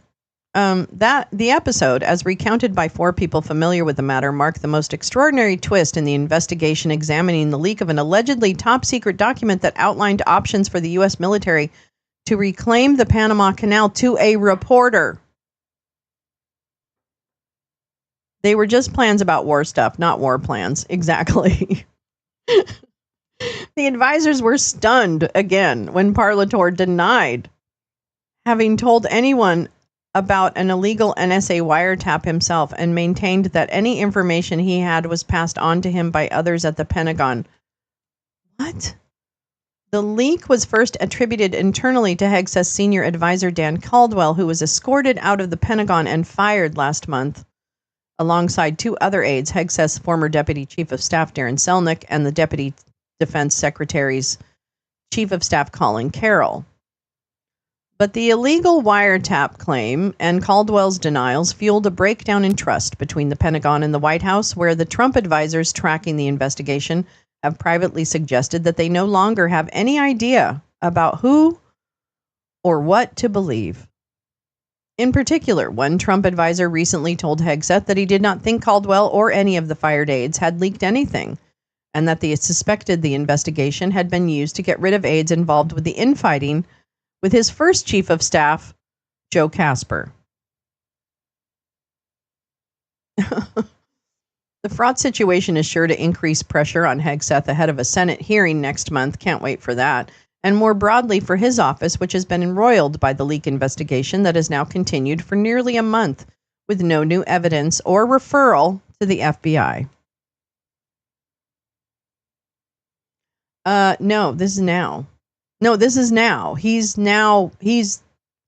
part of the government now. The fallout has left Hegseth with no chief or deputy chief of staff, as he relies on 6 senior advisors to run his front office, which is involved in setting the direction of the Defense Department that has a budget of nearly $1 trillion. $1 trillion. And oversees more than 2 million troops. And while Hegseth's former junior military aide Ricky Buria has effectively assumed the job of the chief of staff, the White House has blocked Hegseth from giving him the job permanently on account of his limited experience and role in the internal office drama. The Pentagon declined to comment on reporting for the story. A spokesperson for the White House said in a statement, quote, President Trump is confident in the secretary's ability to ensure top leadership of the Department of Defense shares their focus on restoring a military that is focused on readiness, lethality, and excellence. Skepticism among the Trump advisors is widely seen as a product of several developments that started shortly after the suspensions of Caldwell and Selnick on 15th of April, followed by the suspension of Carroll on 16th of April, according to 7 people familiar with the matter. Yes, right. Yeah. And touch my penis. Yep. I remember him, Karen. Yep. And Jane. Yeah. I can't remember what his first name was. It might have been Joe. Joe touched my penis. I don't know. It could have been. I don't know. After the aides were fired on the 18th of April and issued a joint statement denying wrongdoing, the White House received its first briefing on the firings. At that juncture, a handful of Trump advisors in the West Wing and elsewhere were told that there was evidence that Caldwell had printed a document on U.S. military plans for the Panama Canal classified at the top secret level, took a photo, and sent it to a reporter using his personal phone. A reporter. But the advisors grew uneasy in the ensuing weeks after Caldwell appeared on former Fox News host Tucker Carlson's podcast, denouncing their firings as the product of an internal office politics at the Pentagon and alleging that the investigation had become weaponized against them. I know. They also learned of a rumor at the Pentagon that Air Force Office of Special Investigations, OSI, which had been working the case for weeks beforehand, had possibly identified the leaked Panama Canal document by virtue of the fact that it was a draft that lacked certain details that were in the final version of the document. Yeah, my sound's on. As the rumor went, the document had led Air Force OSI to focus its investigation on mid-level aides who worked in the U.S. Southern or Central Command or for the Joint Chiefs of Staff and had not been told to focus on the activities of the 3 aides until the weekend after they had been fired. It was not immediately clear whether the rumor was correct or even from where it emerged, but it appears to have spurred the White House to press Parlator to disclose the evidence against Caldwell, including how the Pentagon knew what was on his phone. Oh, this is spicy. We'll come back to that. Whoa.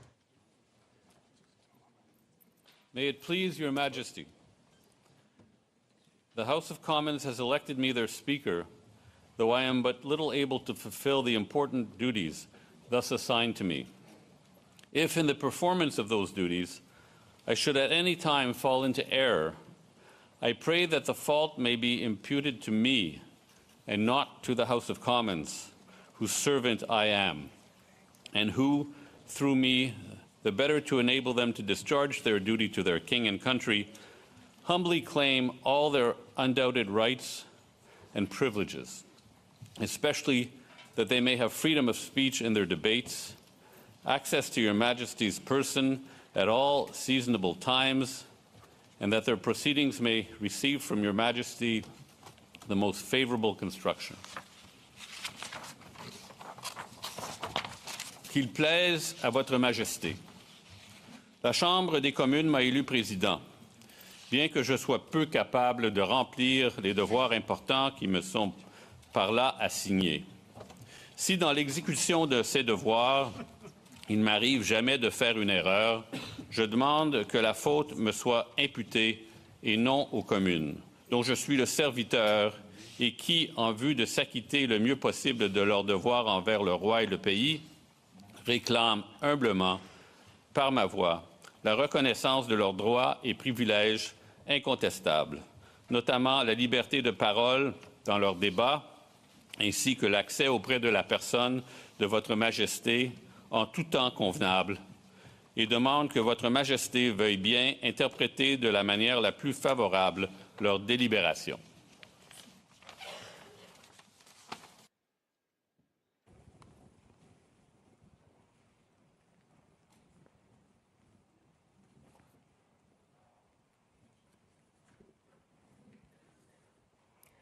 Mr. Speaker, I am commanded by His Majesty the King to declare to you that he freely confides in the duty and attachment of the House of Commons to His Majesty's person and government, and not doubting that their proceedings will be conducted with wisdom, temper, and prudence, he grants and upon all occasions will recognize and allow their constitutional privileges.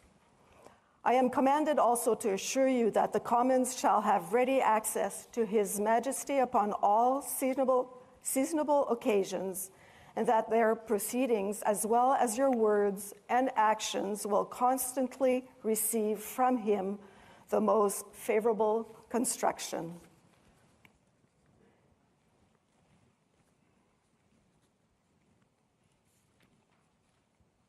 Monsieur le Président, Sa Majesté, le roi, me charge de vous dire que, ayant pleine confiance dans le loyalisme et l'attachement de la Chambre des communes envers la personne et le gouvernement de Sa Majesté, et ne doutant nullement que ces délibérations seront marquées au coin de la sagesse, de la modération et de la prudence, il lui accorde et en toute occasion saura reconnaître ses privilèges constitutionnels. J'ai également ordre de vous assurer que les communes auront, en toute occasion convenable, libre accès auprès de Sa Majesté et que leurs délibérations, ainsi que vos paroles et vos actes, seront toujours interprétés par lui de la manière la plus favorable.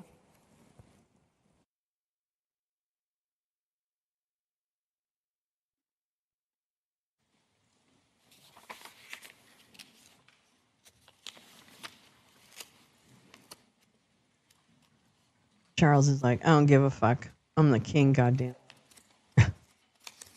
Take my time. I'll shuffle my papers. Honourable Senators, members of the House of Commons, it is with a deep sense of pride and pleasure that my wife and I join you here today as we witness Canadians coming together in a renewed sense of national pride, unity and hope.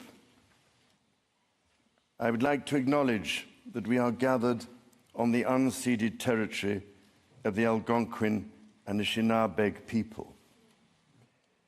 This land acknowledgement is a recognition of shared history as a nation, while continuing to deepen my own understanding. It is my great hope that in each of your communities and collectively as a country, a path is found toward truth and reconciliation in both word and deed. This is my 20th visit to Canada, spread over the course of more than half a century, and my first as sovereign. As I've said before, every time I come to Canada, a little more of Canada seeps into my bloodstream, and from there straight to my heart. I've always had the greatest admiration for Canada's unique identity, which is recognized across the world for bravery and sacrifice in defense of national values and for the diversity and kindness of Canadians. To the First Nations, Inuit and Métis peoples, you have welcomed my family and myself to your traditional lands with great warmth and hospitality, for which I am humbly grateful. This year, we mark the 80th anniversary of VE Day and VJ Day. On Juno Beach, at Dieppe, on the Somme, at Beaumont-Hamel, at Ypres, and on Vimy Ridge. At those places and many others, forever etched into our memories, Canadians fought and died alongside our closest allies. Aujourd'hui, je vois des élus venant d'un bout à l'autre du Canada, de Saint-Jean's à Terre-Neuve et Labrador, de Victoria en Colombie-Britannique et d'Arviat au Nunavut. Je vois des gardiens des droits et libertés garantis par la Charte canadienne. En tant que roi, je tiens à vous remercier de vous mettre au service de vos compatriotes, d'un bout ou l'autre de ce grand et beau pays.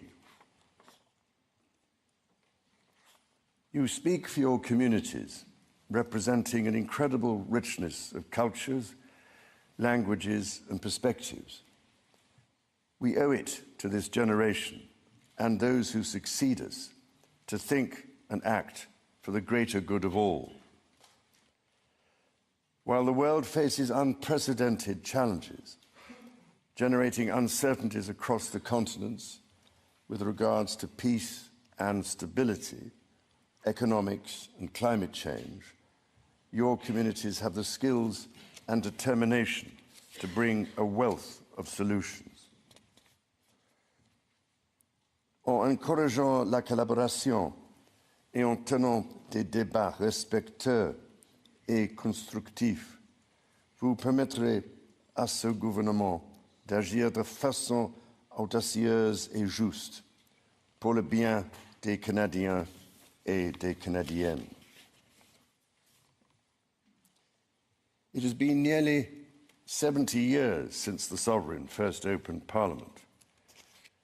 In the time since, Canada has dramatically changed, repatriating its constitution, achieving full independence, and witnessing immense growth. Canada has embraced its British, French, and Indigenous roots and become a bold ambitious, innovative country that is bilingual, truly multicultural, and committed to reconciliation. The Crown has for so long been a symbol of unity for Canada. It also represents stability and continuity from the past to the present. As it should, it stands proudly as a symbol of Canada today in all her richness and dynamism. When my dear late mother, Queen Elizabeth II, opened a new Canadian Parliament in 1957, the Second World War remained a fresh, painful memory. The Cold War was intensifying. Freedom and democracy were under threat. Canada was emerging as a growing economic power and a force for peace in the world. In the decades since, history has been punctuated by epoch-making events: the Vietnam War, the fall of the Berlin Wall, and the start of the War on Terror. Today, Canada faces another critical moment. Democracy, pluralism, the rule of law, self-determination, and freedom are values which Canadians hold dear, and ones which the government is determined to protect. The system of open global trade that, while not perfect, has helped to deliver prosperity for Canadians for decades, is changing. Canada's relationships with partners are also changing. Il nous faut confronter la réalité. Depuis la Deuxième Guerre mondiale, notre monde n'a jamais été aussi dangereux et instable. Le Canada fait face à des défis qui, dans nos vies, sont sans précédent. Many Canadians are feeling anxious and worried about the drastically changing world around them. Fundamental change is always unsettling. Yet this moment is also an incredible opportunity, an opportunity for renewal, an opportunity to think big and to act bigger, an opportunity for Canada to embark on the largest transformation of its economy since the Second World War. A confident Canada, which has welcomed new Canadians, including from some of the most tragic global conflict zones, can seize this opportunity by recognizing that all Canadians can give themselves far more than any foreign power on any continent can ever take away. And that by staying true to Canadian values, Canada can build new alliances and a new economy that serves all Canadians. The Prime Minister and the President of the United States, for example, have begun defining a new economic and security relationship between Canada and the United States, rooted in mutual respect and founded on common interests, to deliver transformational benefits for both sovereign nations. Simultanément, le gouvernement œuvre à renforcer ses relations avec des partenaires commerciaux et des alliés fiables. Sachant que le Canada possède ce dont notre monde a besoin et défend les valeurs que ce monde respecte. Le Canada est prêt à bâtir une coalition de nations qui partagent ces valeurs, qui croient en la coopération internationale et le libre-échange de biens, de services et d'idées. Dans ce monde nouveau, qui évolue à un rythme frénétique, le Canada tracera la voie à suivre. La démonstration en sera faite dès juin, quand le Canada présidera le sommet du G7. The government is guided by its conviction that the economy is only truly strong when it serves everyone. Many Canadians are struggling to get ahead. The government is responding, reducing middle-class taxes and saving two-income families up to $840 a year. It will cut the GST on homes at or under $1 million for first-time home buyers, delivering savings of up to $50,000. And it will lower the GST on homes between $1 million and $1.5 million. Le gouvernement assurera la pérennité de programmes qui permettent déjà aux familles d'économiser des milliers de dollars par année, notamment ceux pour les garderies et l'assurance médicaments. À ces progrès s'ajoute l'élargissement du régime canadien de soins dentaires, qui sera bientôt accessible à environ 8 millions de Canadiens et de Canadiennes, leur permettant d'économiser plus de $800 par année en moyenne. The government's overarching goal, its core mission, is to build the strongest economy in the G7. That starts with creating one Canadian economy out of 13. Internal barriers to trade and labour mobility cost Canada as much as $200 billion each year. The government will introduce legislation to remove all remaining federal barriers to internal trade and labour mobility by Canada Day. Les premiers ministres de plusieurs provinces et territoires ont déjà pris des mesures pour éliminer les obstacles au commerce intérieur. Le gouvernement va s'appuyer sur ces progrès pour créer, d'ici la fête du Canada, un réel système de libre-échange à travers le pays.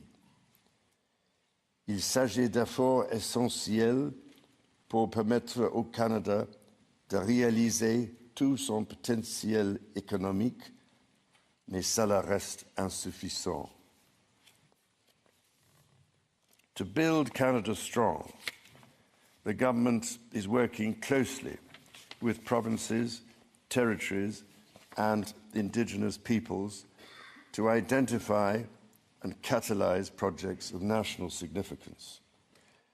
Projects that will connect Canada, that will deepen Canada's ties with the world, and that will create high-paying jobs for generations. Given the pace of change and the scale of opportunities, speed is of the essence.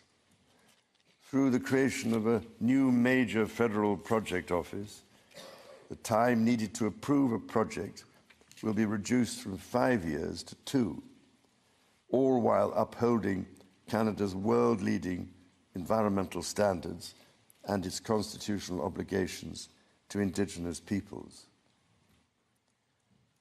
The government will also strike cooperation agreements with every interested province and territory within 6 months to realise its goal of one project, one review.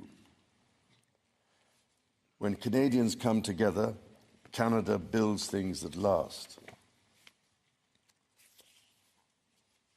Éliminer ces obstacles qui freinent l'économie canadienne permettra l'avènement d'une nouvelle ère de croissance grâce à laquelle le Canada va non seulement surmonter des guerres commerciales, mais en Did he really say émerger croissants? plus fort que jamais.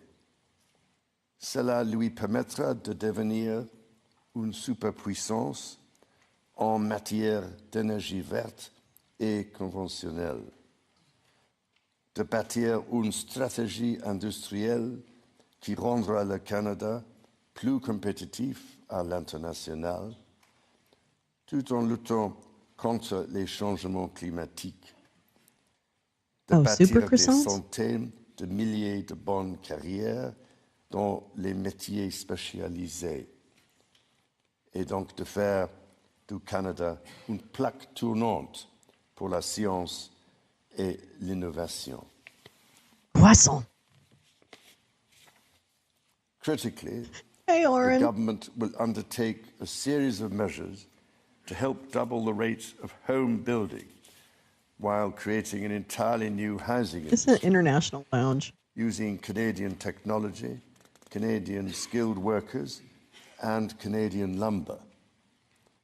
The government will introduce measures to deliver affordable homes by creating Build Canada Homes. I know. Take it slow. Take it This slow. mission-driven organization will act to accelerate the development of new affordable housing. It will invest in the growth of the prefabricated and modular housing industry, and it will provide significant financing to affordable home builders.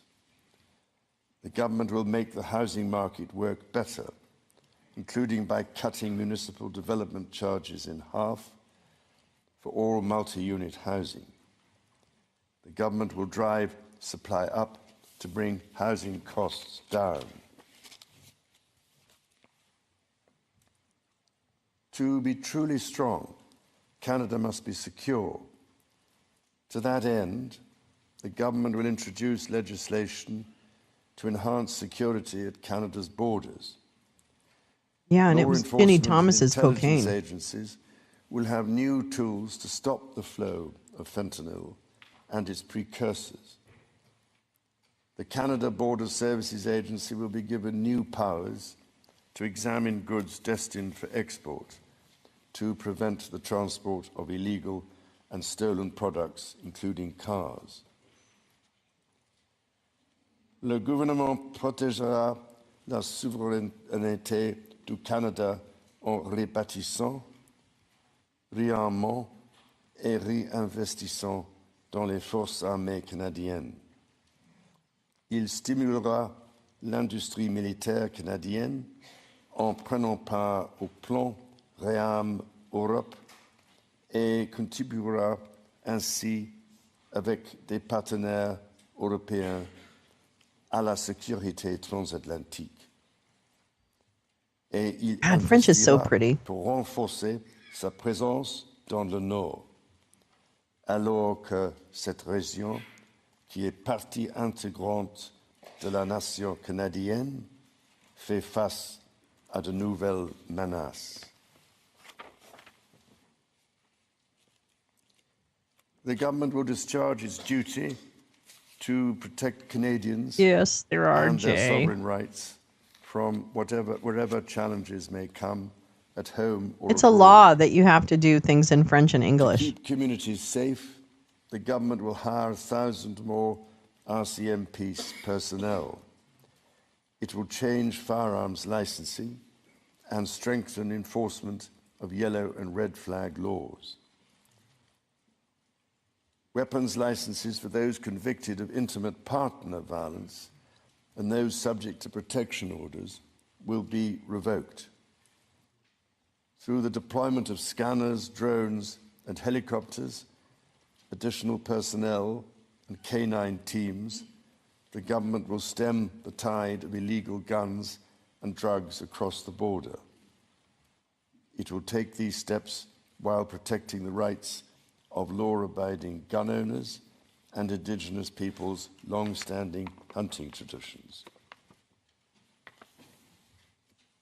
The government will bring a renewed focus on car theft and home invasions by toughening the criminal code to make bail harder to get for repeat offenders charged with committing these crimes, along with human trafficking and drug smuggling. No During one this would time of attribute great them to you. change, Canadians are uniting behind what makes Canada unique. La langue française et la culture québécoise sont au cœur de l'identité canadienne. Elles définissent le pays que les Canadiens, les Canadiennes et moi aimons tant. Le Canada est un pays où l'on respecte et célèbre les langues I'm a officielles local. When et you're, les langues yeah, autochtones. it's just a thing. Le gouvernement est If people déterminé laugh à at you, protéger you're a local. les institutions qui font rayonner ces cultures et cette identité dans le monde entier, comme CBC Radio-Canada. Protéger ceux qui nous donnent accès Because he doesn't à want des to aliments mistakenly frais, say, sains spank my hiney, et de butterflies. qualité, He has to be careful. les producteurs agricoles, et protéger la gestion de l'offre. Nature is core to Canada's identity. In 2022, Canada convened COP15 in Montreal, which concluded with 196 countries Not really a striking a slur. historic agreement. It's just a to term protect on the internet, 30% like troll. of their lands and 30% of waters by 2030. To this end, Is it a the slur? government will protect Oh. more of Canada's I've been nature called than one ever before. through the creation Of course, I've been called other of new slurs national too. parks, national urban parks, marine protected areas, and other conservation initiatives. The government will always protect the rights and freedoms that the Charter guarantees for every Canadian. The government will be a reliable partner to Indigenous peoples, upholding its fundamental commitment to advancing reconciliation. Central to this commitment is the creation of long-term wealth and prosperity with Indigenous peoples. For that reason, the government will double the Indigenous Loan Guarantee Program from $5 billion to $10 billion, enabling more Indigenous communities to become owners of major projects. As Canada I'll explain moves it later, forward Oren. with nation-building projects, the government will always be firmly guided by the principle of free, prior, and informed consent. I embrace it. Canada's immigration system has long been a source of pride for Canadians and of dynamism for the economy. The government is dedicated to rebuilding the trust of Canadians in immigration by restoring balance to the system. Le gouvernement instaurera une limite sur le nombre de travailleurs étrangers temporaires et d'étudiants internationaux, établissant un plafond qui, à partir de 2027, sera en deçà de 5% de la population canadienne. Simultanément, il attirera les meilleurs talents dans le monde pour bâtir l'économie. Et il fera savoir aux Canadiens et aux Canadiennes qui travaillent à l'étranger que s'ils songent à revenir au pays, That is the definition il n'y here, a and pas that de moment plus seems true. propice pour le faire. Key aspect toutes is the ces lack of actions, self-awareness. Yeah, you're right, Le Max. gouvernement sera guidé par une nouvelle discipline fiscale. Dépenser moins pour que les Canadiens puissent investir plus. Day-to-day government spending, the government's operating budget, has been growing by 9% every year. The government will introduce measures to bring it below 2%. Transfers to provinces, territories, or individuals will be maintained. The government will balance its operating budget over the next 3 years by cutting waste, capping the public service, ending duplication, and deploying technology to improve public sector productivity. In parallel, the government will take a series of measures to catalyse new investment, it's mean. to create better jobs and higher incomes for Canadians. The scale of the government's initiative will match the challenges of our times and the ambitions of Canadians. Honourable Senators, members of the House of Commons, when my dear late mother addressed your predecessors 7 decades ago, she said that in that age and against the backdrop of international affairs, no nation could live unto itself. It is a source of great pride that in the following decades, Canada has continued to set an example to the world in her conduct and values as a force for good. À vous et à l'ensemble du peuple canadien, mon épouse et moi-même adressons nos sincères remerciements pour cet accueil des plus chaleureux. As the anthem reminds us, the true North is indeed strong and free.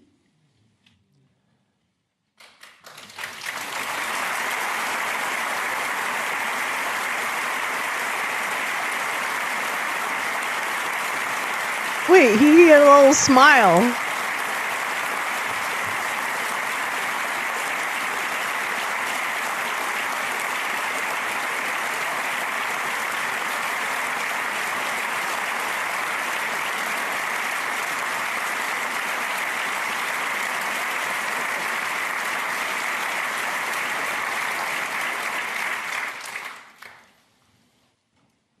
Members of the House of Commons, you will be asked to appropriate the funds to carry out the services and expenditures authorised by Parliament. May you honour the profound trust bestowed upon you by Canadians. And may God bless and guide you in all your duties.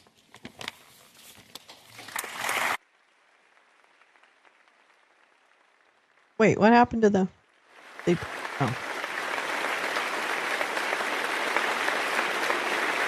Now I must get to the airport.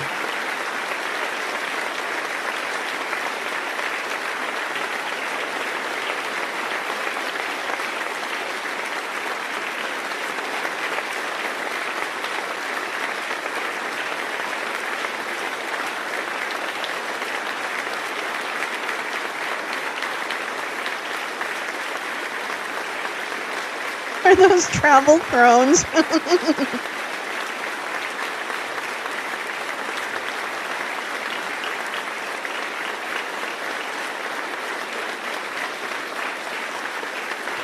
That is a fantastic line. True North, strong and free. That's a great line.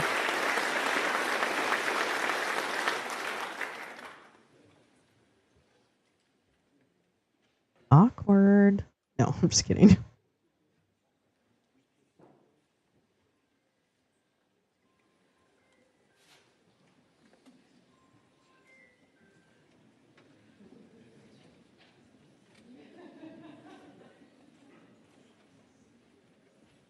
I wouldn't want people laughing at me while I was trying to do something really fancy with the king in front of like everybody.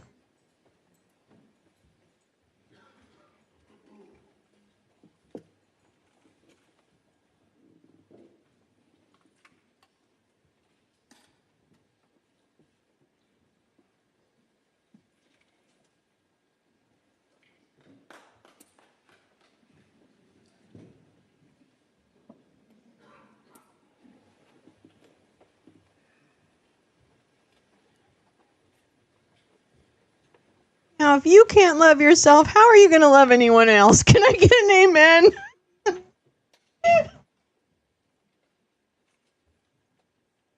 I just saw him walking down that runway like, yeah, I got this.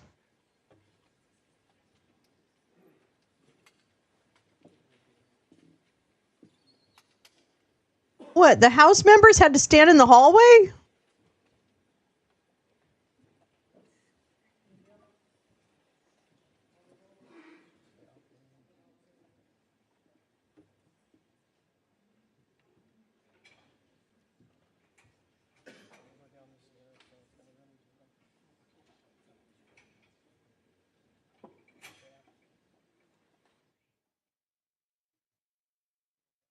You're not supposed to turn your back on the king.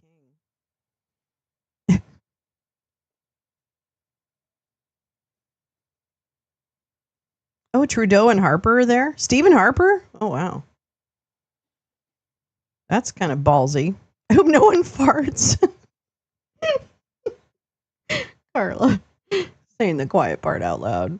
Oh, there aren't enough seats for everyone. Yeah, it does seem like a relatively smaller. Of course, I guess it's not intended to have like, double the amount of people or anything. That makes sense. Now what? Anybody know what happens next? No? Anybody? Anybody? Go away, Baton!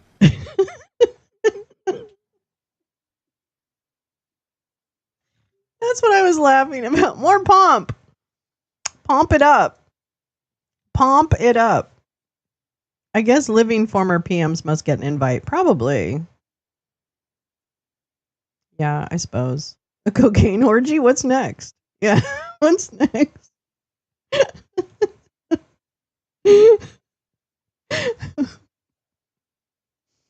Oh. Yeah.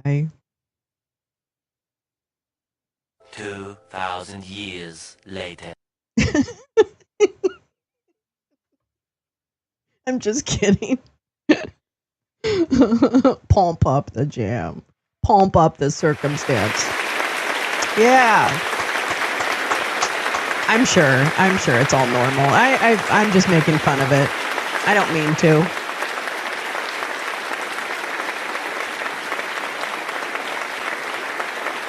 Oh, no one's giving him high fives or anything. That's kind of...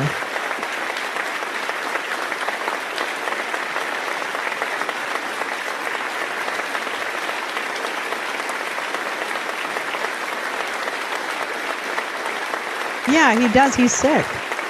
National War Memorial next. Oh, go eat a $500 lunch and laugh at the miserable serfs. Yeah, fewer selfies than expected.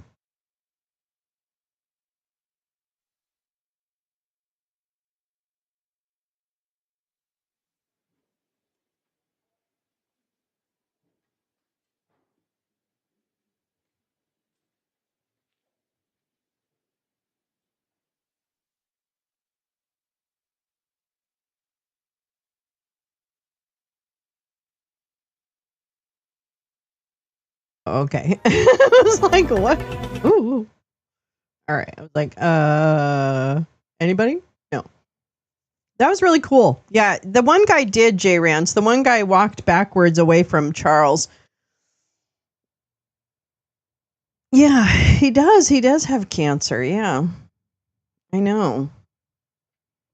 Right after the daughter. Yeah, I know. That both Catherine and him. Oh, whoops. You don't need that. Well, that was a good speech. I'm a little. It's hard for me to pay attention totally when they go between French and English the way that they did. It's just a little hard for me to keep up. I can't keep up. Let me see what is happening because there might be other things happening to me. What is happening to me?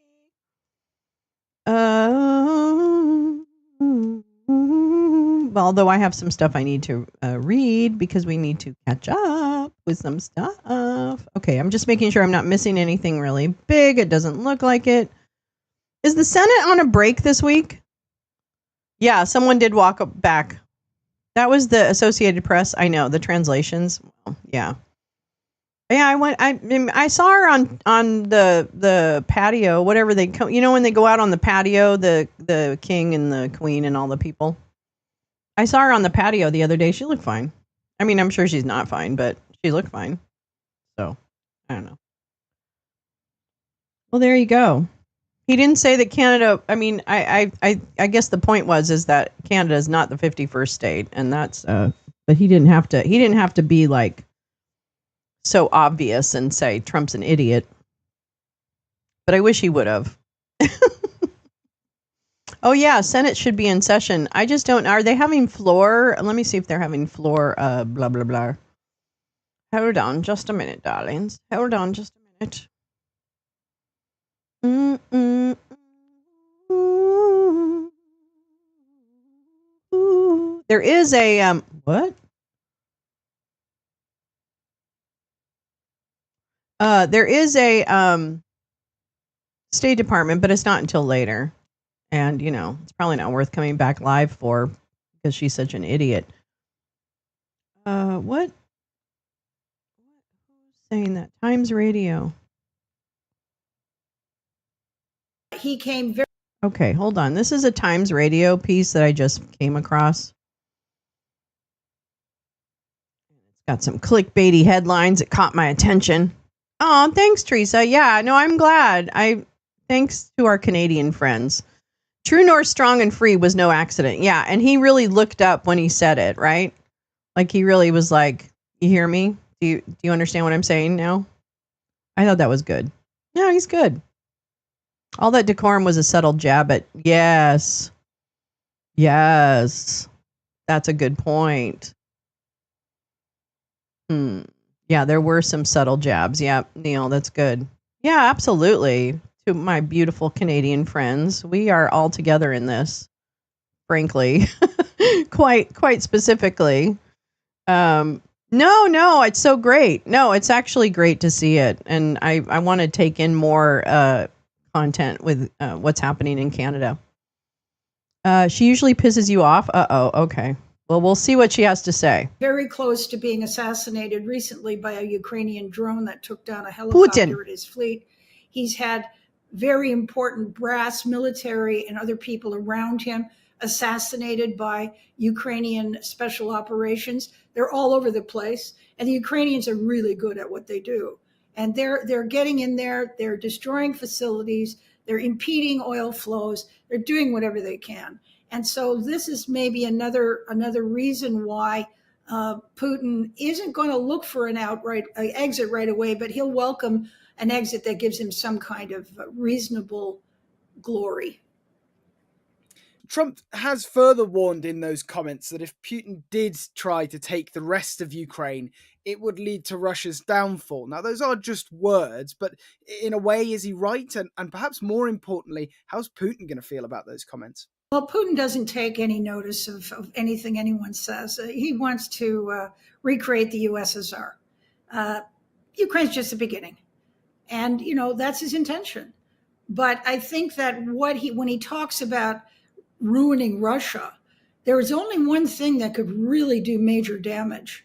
And that's something that he did not invoke when he was talking to him on the phone. And that is the fact that Congress has prepared a diabolically draconian set of tariffs against all of Russia's oil customers of 500%. This means China and India. It means everybody. It means Hungary and Serbia, everybody who's, accessory to the enemy. And if those were imposed, that would dry up his oil revenue. And that is how he finances the war. It would also discombobulate all of his allies. And so, he's got it within his reach right now, Trump, without getting involved in military action. He's got it within his reach right now to just give permission to the Senate and the House to proceed with what apparently already has enough votes to proceed, and that is 500% tariffs on anybody who buys Russian oil. And how much of a message does that send then to Russia's allies as well? I mean, we already know that Russia's been struggling with the reduction in the oil price on the world stage. This is something that Putin is actually going to be worried about, isn't it? Worried is not the right word. I think he takes note of it, but I think he's figured out Trump. Trump is all, as they say in Texas, all hat and no cattle. He's not following through. He has this procedure, this process, which I think I mentioned in my recent Substack, that's now been nicknamed Taco. And that is Trump always chickens out. He'll announce something and then he'll back off. And he's done this with every tariff deal, with everything. And so I think Putin doesn't believe, I think he's lost his credibility. And I think Putin is fearless too. Europe are pushing ahead with these sanctions that were proposed over a week ago now. Are they going to have an impact alone, or are we really just waiting for the US to come to the same conclusion and put their own sanctions on? I think a pile-on is necessary. I think that Europe's 17th package of sanctions is helpful. The other thing that I like about the new Chancellor of Germany, Merz, is that he is pushing to seize the $300 billion frozen of Russian assets and allocate it to Ukraine's defense and or rebuilding. Their 5% totals $500 billion. This is not kids play money. Germany is phenomenally wealthy, and so if you've got this kind of backing, Russia's not going to stop what it's doing because it doesn't need to, but when it needs to, it will. And what other actions should we be watching for from Europe that could also have an impact? Well, I think that diplomatically, Europe is going to continue to be important. I think isolating Putin and Russia, the oil thing has to be attacked. I think what I like the best about their new sanctions are, although I don't think they go far enough, but they're now going to target the shadow ships that enable the cash flow for the war by stopping the oil tankers from going through the Black, Baltic, and whatever seas to get to China and India and make a lot of money. If you have the shadow Navy being attacked at the same time, Lindsey Graham, the senator in the U.S., has his bill, his 500% tariffs put on China and Russia for buying oil from China and India for buying Russian oil. I think you've got a two-punch knockout here. And that could be, even if not fully implemented, going to be extremely difficult. I don't see him surrendering, but I see him maybe de-escalating and just hoping that just keeping it where it is. I mean, he's grabbed 20% of the country. And, we talk a bit about the battlefield there. Of course, Ukraine are continuing their own direct strikes on Russian oil infrastructure, aren't they? That's going to have an impact too, isn't it? And that really is going to grab the Kremlin's attention, right? It is, and I think it already has. And I think that with the muscular backing of Germany and Europe and the Americans continuing, you're going to see them being able to do with impunity more of these attacks inside Russia, which isn't going to bring down his regime, but is going to be annoying and, hey, may have a lucky target, may hit the lucky target. He came very close to being assassinated recently by a Ukrainian drone that took down a helicopter at his fleet. He's had very important brass military and other people around him assassinated by Ukrainian special operations. They're all over the place, and the Ukrainians are really good at what they do. And they're getting in there, they're destroying facilities, they're impeding oil flows, they're doing whatever they can. And so this is maybe another reason why Putin isn't going to look for an exit right away, but he'll welcome an exit that gives him some kind of reasonable glory. And as you say, there really was something of a close call for Putin recently, in that I believe it was on his visit to Kursk. On the return from that, his helicopter was essentially caught up in the middle of this strike. The Russian military seemed to try and project that as some sort of victory, but that's really going to put the dampeners on Putin's visit to Kursk to kind of try and project a sense of victory, isn't it? Well, I think the important thing, and also we saw that, remember, he wanted to make a big charade out of his victory day in May by inviting all the heads of state, and most of them didn't go because it was, and he actually asked Ukraine to hold off on attacking Moscow during his parade, and they wouldn't, of course, give him that promise. And if they could have, they would have. But it did keep a lot of people away from it. It was embarrassing. It showed weakness, and I think he's got to understand that his days are numbered, and his military is still not performing very well in the battlefield. And we've been talking a lot about the move from Europe and Germany to militarize more. But is that really what's going to what is going to worry Putin more? Is it that European militarization at home? Kind of an interesting or question. should some more of that effort be going into supporting Ukraine, do you think? Well, I think he's worried. I think what he's been trying to do is divide the US and Europe, and he's done a pretty good job of doing that so far. They've done it to themselves. I think, though, however, what I wanted to point out in my article recently is that Trump is talking about 50% tariffs against European manufactured goods, which is opening up a second problem for Europe. However, what's going to be funny to watch is that those tariff talks will go very nicely on Europe's behalf, because Europe now, with Germany involved, is going to be buying billions, hundreds of billions of dollars of military expertise, technology, equipment, weapons, and ammo to gear up itself and help Ukraine. And they'll be buying it from the US defense industry. And so they have a stick to hold over his head. And that is, we're going to buy a lot of stuff from you guys. Just stop with this tariff business, or we'll throw tariffs up on you. And I suppose through the wallet really does seem to be the way to negotiate with Trump's Trump always chickens out. Support for Europe and Ukraine. I mean, there was another line out of the G7 finance ministers meeting just last week, which, they, including the US's Scott Bessent, condemned Russia in quite strong words that we haven't seen from this administration. And they've said, most crucially, I think you mentioned this in your article, that they want to keep those confiscated Russian assets frozen. What does that mean for the Kremlin? That's a huge blow. That's a big problem. I'm not sure they were counting on them to ever come back, anyway. But it's embarrassing, and it really represents just about all the foreign income that they made for a decade or more. This was put away in piggy banks in central banks around the world because they weren't in foreign exchange currencies, and they will not get that back. So essentially, 10 years of trading on behalf of Russia with the rest of the world has all been for naught. And that's got to be annoying, because I don't know, he can't replace that, because his economy is just strictly wartime, and there's nothing going on there. There's no foreign direct investment. There's no growth. I think it's just it's going to fall apart eventually.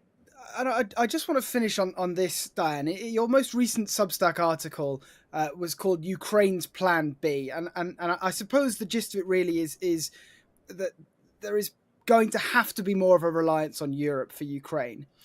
Do you think that there is enough time now for Europe to fill in, if not all of the US's support, enough that Kiev can negotiate their way through to getting a resumption on some level of US support for their fight against Russia? Well, it's a tall order, but I think they have to do it. I think the other thing that may happen is that the US will remain, and its might and its military help will remain in place every bit as seriously as it has been in the past. The only difference is that the Europeans will pay for it. They will hire it. It'll be once removed. And that will benefit Trump, because, as you said, to play with your words, the way to Trump's heart is through the wallet. And Europe is going to become the biggest customer for the United States in short order, because they have to bear the burden of the war. Thank you for watching Frontline for Times Radio. For more... Gosh, thank you. Boy, it scared me. That, I don't know who, let's see, does it say? Editor at large at the National Post, Diane Francis. That's who that woman was. Diane Francis, editor at large at the National Post. That's who she is. And apparently she's a little bit hair on fire, according to Oren, so take her with a grain of salt. All right. All right, let's go back to this article about Tim Parlator, who's in trouble. Hey, Timmy, you're in trouble. I just want to go back. Okay, so if you remember where we left off with this article, Yeah, Diane Francis. That's it. If you remember this article, this was about Tim Parlator, who was Trump's personal lawyer and now works at the Pentagon or the Department of Defense. I don't know if there's a distinction without a difference. It's totally understand it. It's nebulizer treatment o'clock. Absolutely. Take that. Take care of that, darling. This is when Pete Hegseth after the Signal Gate also fired people, right? He fired people that he had actually brought on. So clearly he didn't do a very good job on the hiring. So apparently, as part of the firing of one of these guys, I guess there was a wiretap put on illegally. And it looks like that Parlator might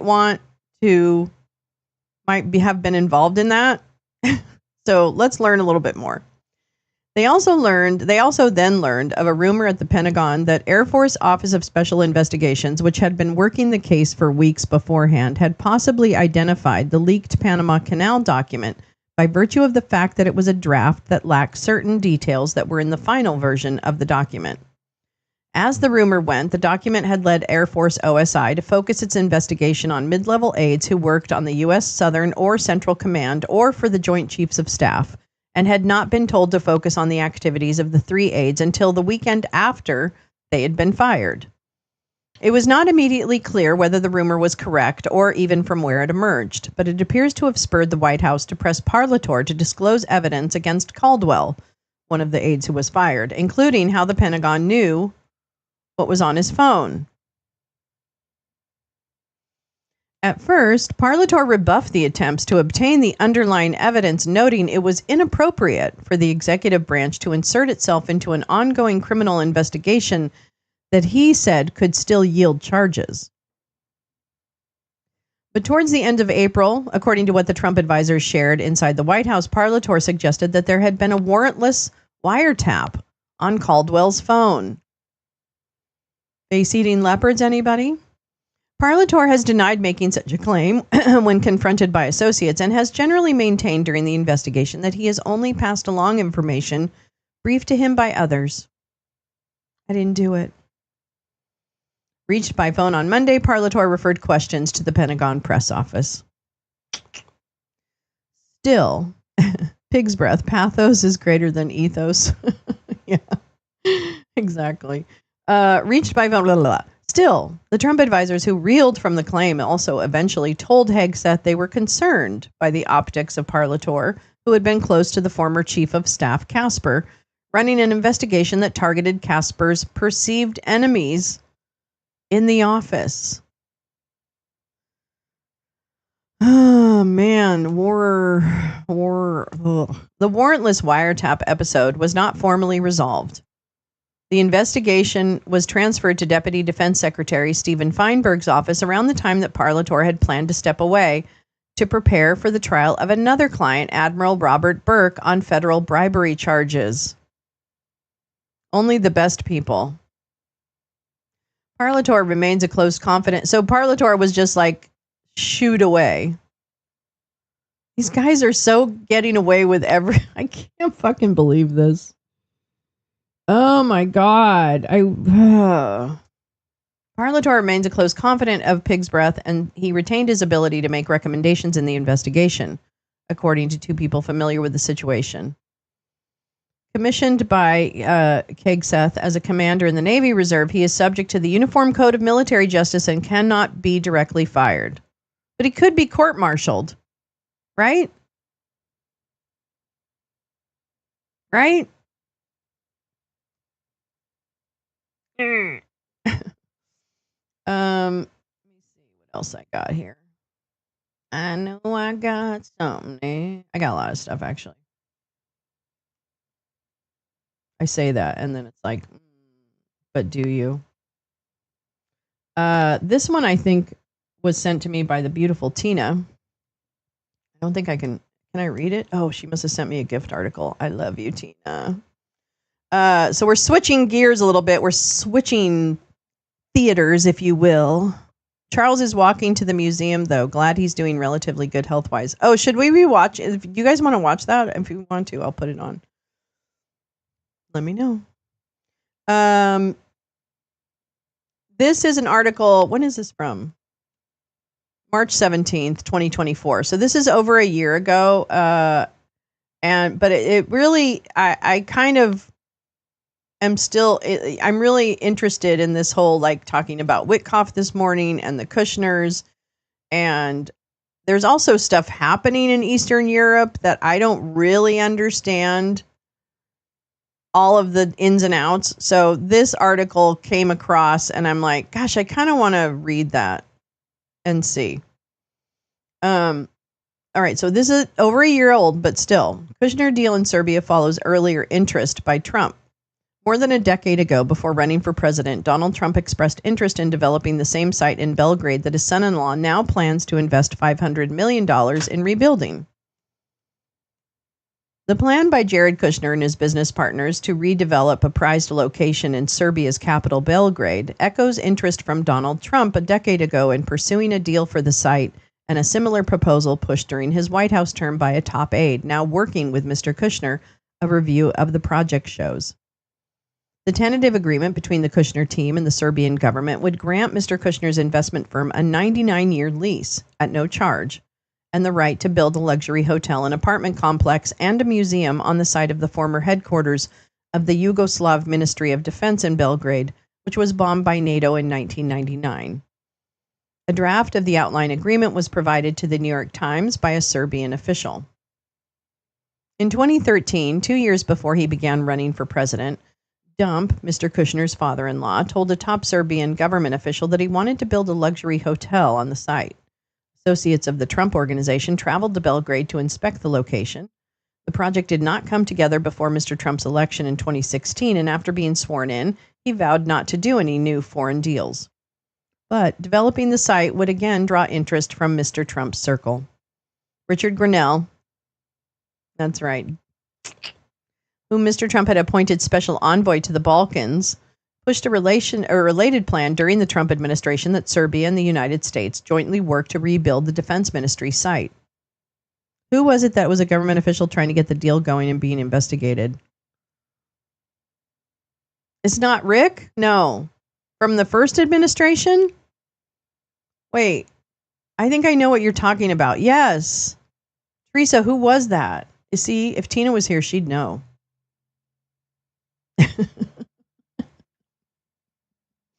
My sister is bringing me a flat screen TV from my mom's condo in North Carolina. I'm excited. That's so cool. Oh my gosh, you're going to have so much fun, Karen. It's going to be a whole new world. But don't complain about my skin and how it looks on 60-inch TV. When does Archduke Ferdinand make his cameo? I don't know, Oren, but boy, I just feel like that's coming. Okay. Pushed a related plan during the Trump administration that Serbia and the United States jointly work to rebuild the defense ministry site. He argued in favor of using American investments to transform the Belgrade site while he was still serving in his official capacity as an American diplomat in 2020. I think this is what you're talking about, Teresa. In 2020, according to transcripts and a recording of remarks made during several government news conferences. Mr. Kushner said in an interview on Sunday that he had never discussed the Belgrade project with Mr. Trump and was not aware. What? What are the chances? I had no idea my father-in-law had been interested in that region, and I doubt he has any awareness of this deal that we're working on. I hardly know him.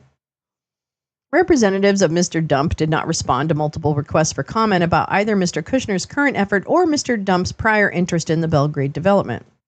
Mr. Grenell said he too had no knowledge of Mr. Trump's interest in the site before his presidency, but he is now working with Mr. Kushner. Wait a minute. Wait, what? Rick Grenell is working with Jared Kushner? Oh, that's right. He wasn't in government at the time of this. Okay. I wonder if he's still working on this, Teresa. Do we think he's still working on this? I don't know.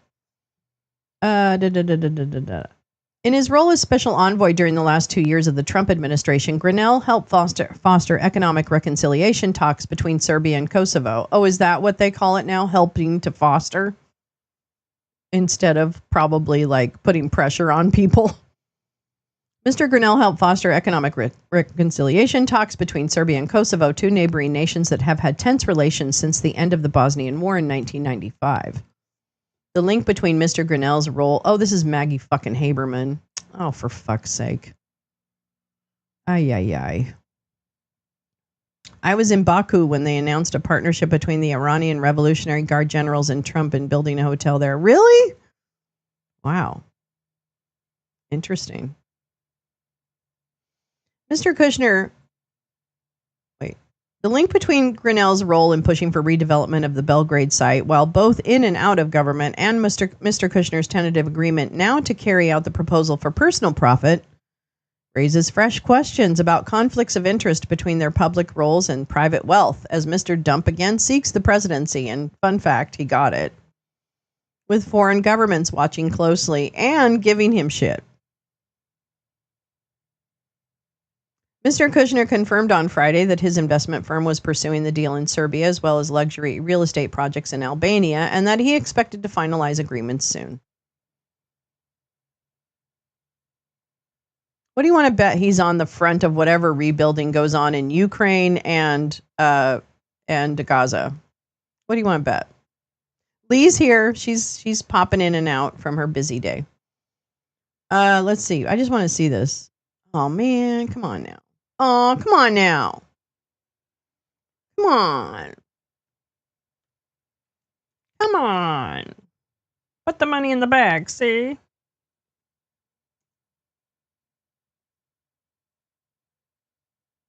Yes, thank you very much. Why, thank you. We appreciate your cooperation. All right, this is Kushner developing deals overseas even as his father-in-law runs for president. I just want to see, let's see, when was this from? March 15th. Okay, I don't know if I want to read this because what I want to do is find out how these projects are going. So let me do that. I want to find out how these, well, first I'll read the other stuff, but in the meantime, I want to, oh, here. Oh, man, I feel like I'm switching gears really hard. Can you guys keep up? Are you okay with that if I switch gears all the time? It's okay if you say no.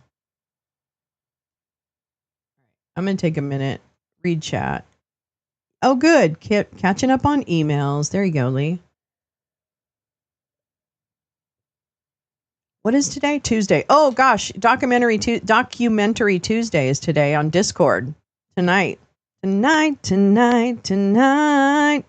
Oh. Whatever Lolo wants. You know, that's so not true. Can I tell you how not true that is? I guess that's true for everybody, though. I put it in your Let Me Lolo DM. Oh, good. Let me entertain you. Let me make you smile. I know, it's Lola. I know. See, that's the point. That's my point. I'm always a letter short. Lolo, it's from the song I can't remember. Lola once. That's from a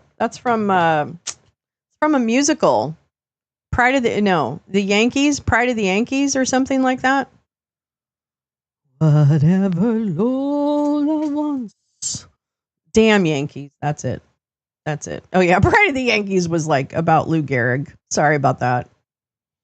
Yeah, I'm not a huge fan of Damn, although I love what's her name that played in the movie. The woman, I can't remember her name, but anyway, she was really great. Okay, what do I got here? Trump family. I love you, Teresa. I love you. I love you. Yeah. Teresa, you are one of the most fucking on it people on the fucking internet. Do you understand that? Like, you find shit faster and are so good at monitoring and uplifting the important stories. Can I just call you out for that? Because I think you do a beautiful job of that. So there. And that's the truth. All right. I'm going to pick up this thing that I have. Oh, yeah. Oh, yeah. The Senate is not going into session on the floor until 10:15 a.m. my time, 1:15 p.m. on the East Coast. Just so you know. Just so you know. That's a thing. That's going to happen. And they don't have any other things planned, which I guess people are they on vacation? Oh, no, don't. No. Cancel. Stop. Oh my God. Why are you so weird? So weird. Okay. Whatever Lola wants, Lola gets. Ooh, I don't know the words to all that song. Ooh, is this my... Oh, no. Wrong email. Oh, man.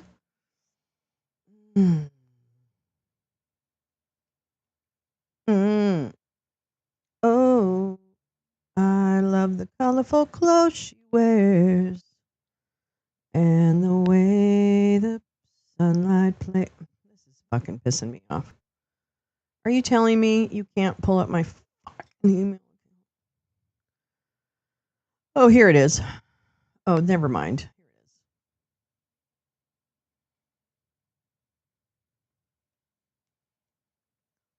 Any fool will tell you. All right. Thank you, Teresa, for this article in Belgrade. I've never been to Belgrade. Has anyone? Belgrade? I don't know. Articles no longer. Okay, stop. Leave me alone. All right. This is from May 15th, 2025, baby.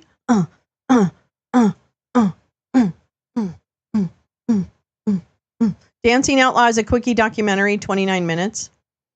We can find that. I'm going to try and find the Liza one, but I think it was Carla, weren't you saying something about the Liza Minnelli one that it might be difficult to get outside of Australia?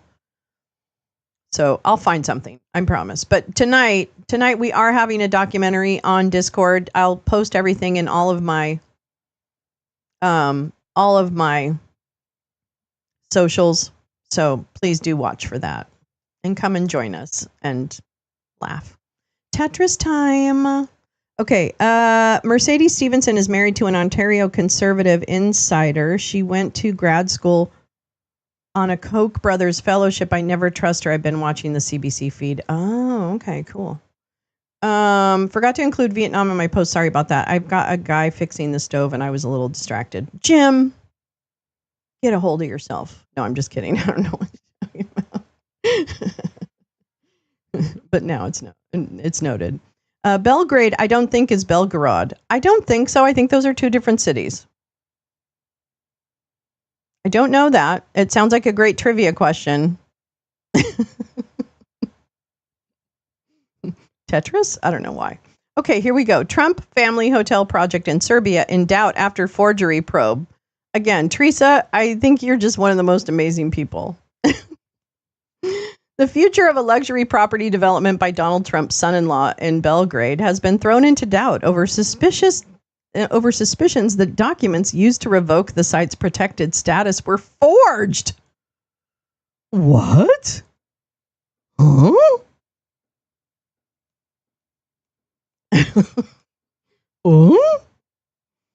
Jared Kushner's Affinity Partners signed a 99-year land deal with the Serbian government last year. We just read about that. To redevelop the former Yugoslav army headquarters just months after its designation. Oh boy, just months after its designation as a cultural asset was removed. No work has started at the site, which has not been rebuilt since it's been bombed several times in 1999 during the NATO air campaign that ended the war in Kosovo. But on Tuesday, the prosecutor's office said it had opened an investigation into whether the document used by the government to revoke the building's protected status was forged. The head of Serbia's Institute for the Protection of Cultural Monuments, Goran Vasic, was arrested on suspicion of forgery of an official document and admitted the charge in court. He was given a restraining order barring him from contacting witnesses, the court told AFP in a statement on Friday. But then this mysterious brunette showed up at his apartment, and he hasn't been seen since. The Dayton Accord makes a cameo appearance in the morning. Yes. He was giving him restraining. Oh, yeah, blah, blah, blah, blah. The government has so far kept tight-lipped about the case, but President Alexander Vucic, or however you say that, at a European leaders summit, denied any halt to the project plans. There was no forgery of any kind, and we will discuss everything with everyone, he told a news conference in Tirana on Friday. But Kushner's company, Affinity Partners, told AFP that they had played no role in the review of the site's cultural status, and that the fate of the project was now unclear. Now, isn't that interesting? Because if Donald had known about that site as early as 15 or 16, and then but I understand Jared oddly was very clear in that first article we read that he's never discussed, he didn't even know Don went there. What? Huh. I mean, it's corrupt, but what are we going to do about it? Nothing. But, maybe the Serbs will try and do something about it. Oh, sorry, this is so small. The New York Times has reported that Kushner's $500 million plan involved turning the former Army headquarters into a luxury hotel and 1,500 residential units. Wow, that's like a fucking compound there. This is the building. I guess just has that. Serbian government has said it would also include a memorial to the victims of the 1999 bombing, which still evokes strong feelings among Serbs and resentment at NATO today. The buildings, completed in 1965 and given protected status in 2005, were designed by Nikola Dobrovic as a brutalist homage to the Sujecka River Canyon, where partisans won a decisive battle against the German forces in 1943. Respected Serbian architect Slobodan Maldini described the distinctive red-bricked buildings, which cascade to street level, as a monumental composition designed to evoke a strong sculptural impression. It represents a leading work of post-war modernist architecture, not only in the former Yugoslavia, but also more broadly in the region, he added. Maldini was one of 350 architects and engineers to call for the Army headquarters to be restored to their former glory after the deal with Affinity Partners was signed. He said redevelopment would be a loss of the finest architectural work of its kind, and the damage caused by its demolition would be irreparable. Thank you, Teresa. Well, that's interesting. We'll have to keep an eye on that. But yeah, boy, that story just doesn't totally add up. But when do they ever add up? They never do. They literally never add up. And it doesn't seem to matter if they don't add up. I know, you guys should start Tetris. In reality, we're all painting. Wait, where is that? Go away, Baton!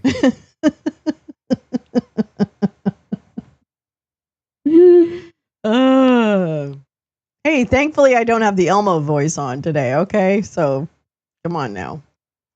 Be grateful. All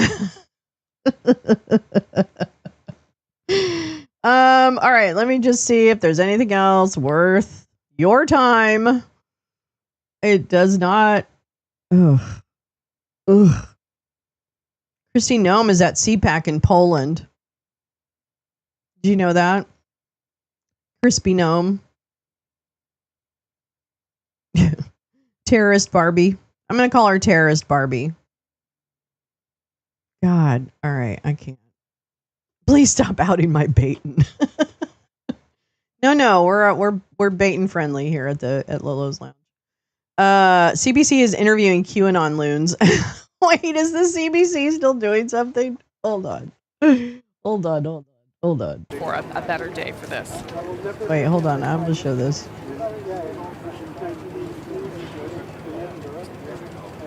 But again, a very, very brief trip. From here, they will make their way to the airport, where, as David points out, it will be a very small ceremony of departure with just a minister and some other ceremonial Camilla there. looks fucking exhausted. Like the doctor, the medical profession yeah, that accompanies. This is the thing. When we have this rare privilege, in our careers of traveling. He's got some energy, with the though. Prime Minister, a doctor always travels with the Prime Minister. The same for members of the royal I'll give him family. that. So those people who were there. I mean, if everyone wiped my looking ass, after them I might have and more tending energy to, too. whatever But needs you they know, may have, because they need to be healthy, they need to perform. 2 + those 2 will be some of = the last 5. people to say goodbye to as they leave Canada to go back to the United Kingdom. 2 + 2 plus an anonymously signed document. And obviously an enormous amount of security around I guess that's both not the King, anonymous. the Queen, Never and of mind. course the Prime Minister and Governor General. Might be time to And a go. lot of road closures in the nation's capital over the past couple of days to make sure all of this is accommodated and dealt with.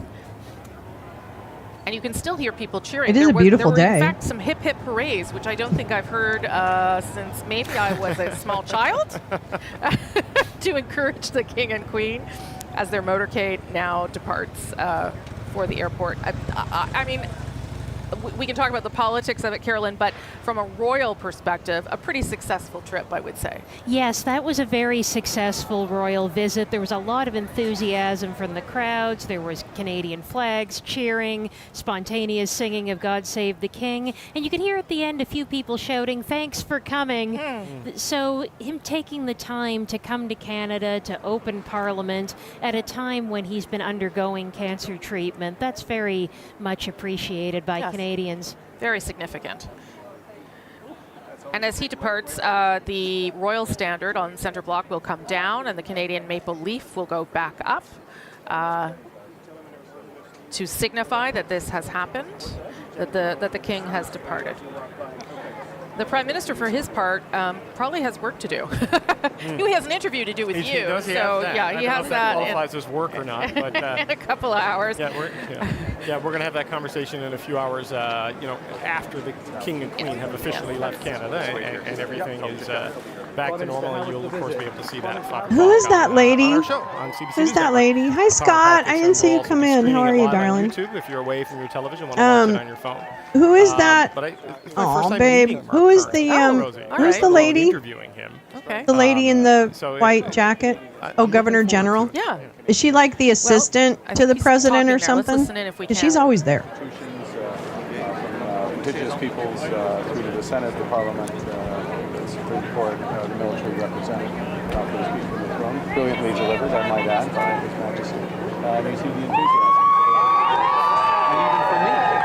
As much as your viewers might add. He seems like a nice guy.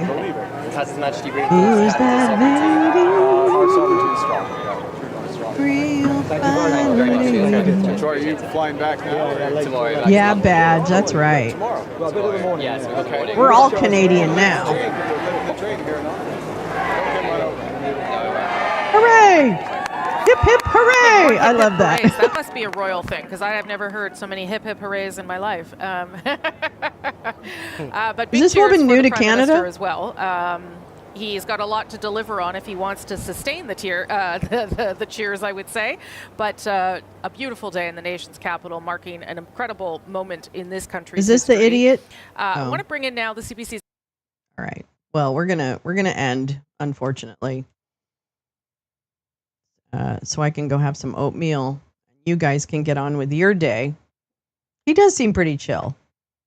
I mean, oh, Mary Simon, the Governor General. Okay, thank you so much, Badger.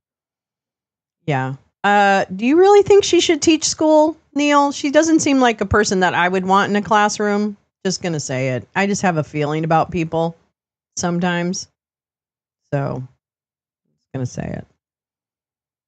Well, what an interesting morning. We've traveled all over the globe. We have lots of baiting to do. You can come back and bait during the Discord movie tonight. No one will see you. It doesn't matter. She'll go off and teach journalism. I think I like the Isley Brothers. Who's that lady? 1960. Oh, wow, really? Okay, now I'm interested. Because who's that lady? The one I was singing, is that the 70s version? Who's that lady? Who's Who's that lady? Real fine lady. Ooh, sexy lady. Yeah, I'll have to listen now. I didn't realize there was even 2 versions. How embarrassing. How embarrassing for me. All right, so watch the socials for the amazing Discordio tonight. And yeah, that's right. Yeah. Rick roll. Yeah. Thank you. Thank everyone. Thank you so much for spending some of your morning with me. I really appreciate it. I hope the rest of your day goes smoothly. And that that the news for all of us is a little bit better. I don't know. I'll just hope for that every day, but we'll see. All right. So I'll see you tonight, and if not, I hopefully will see you tomorrow morning for Wake and Bake with Lolo, right here on this channel. All right. Take care. Love you guys. Bye. Get outside today if you can. If it's not too hot, have a great day and get outside. Breathe some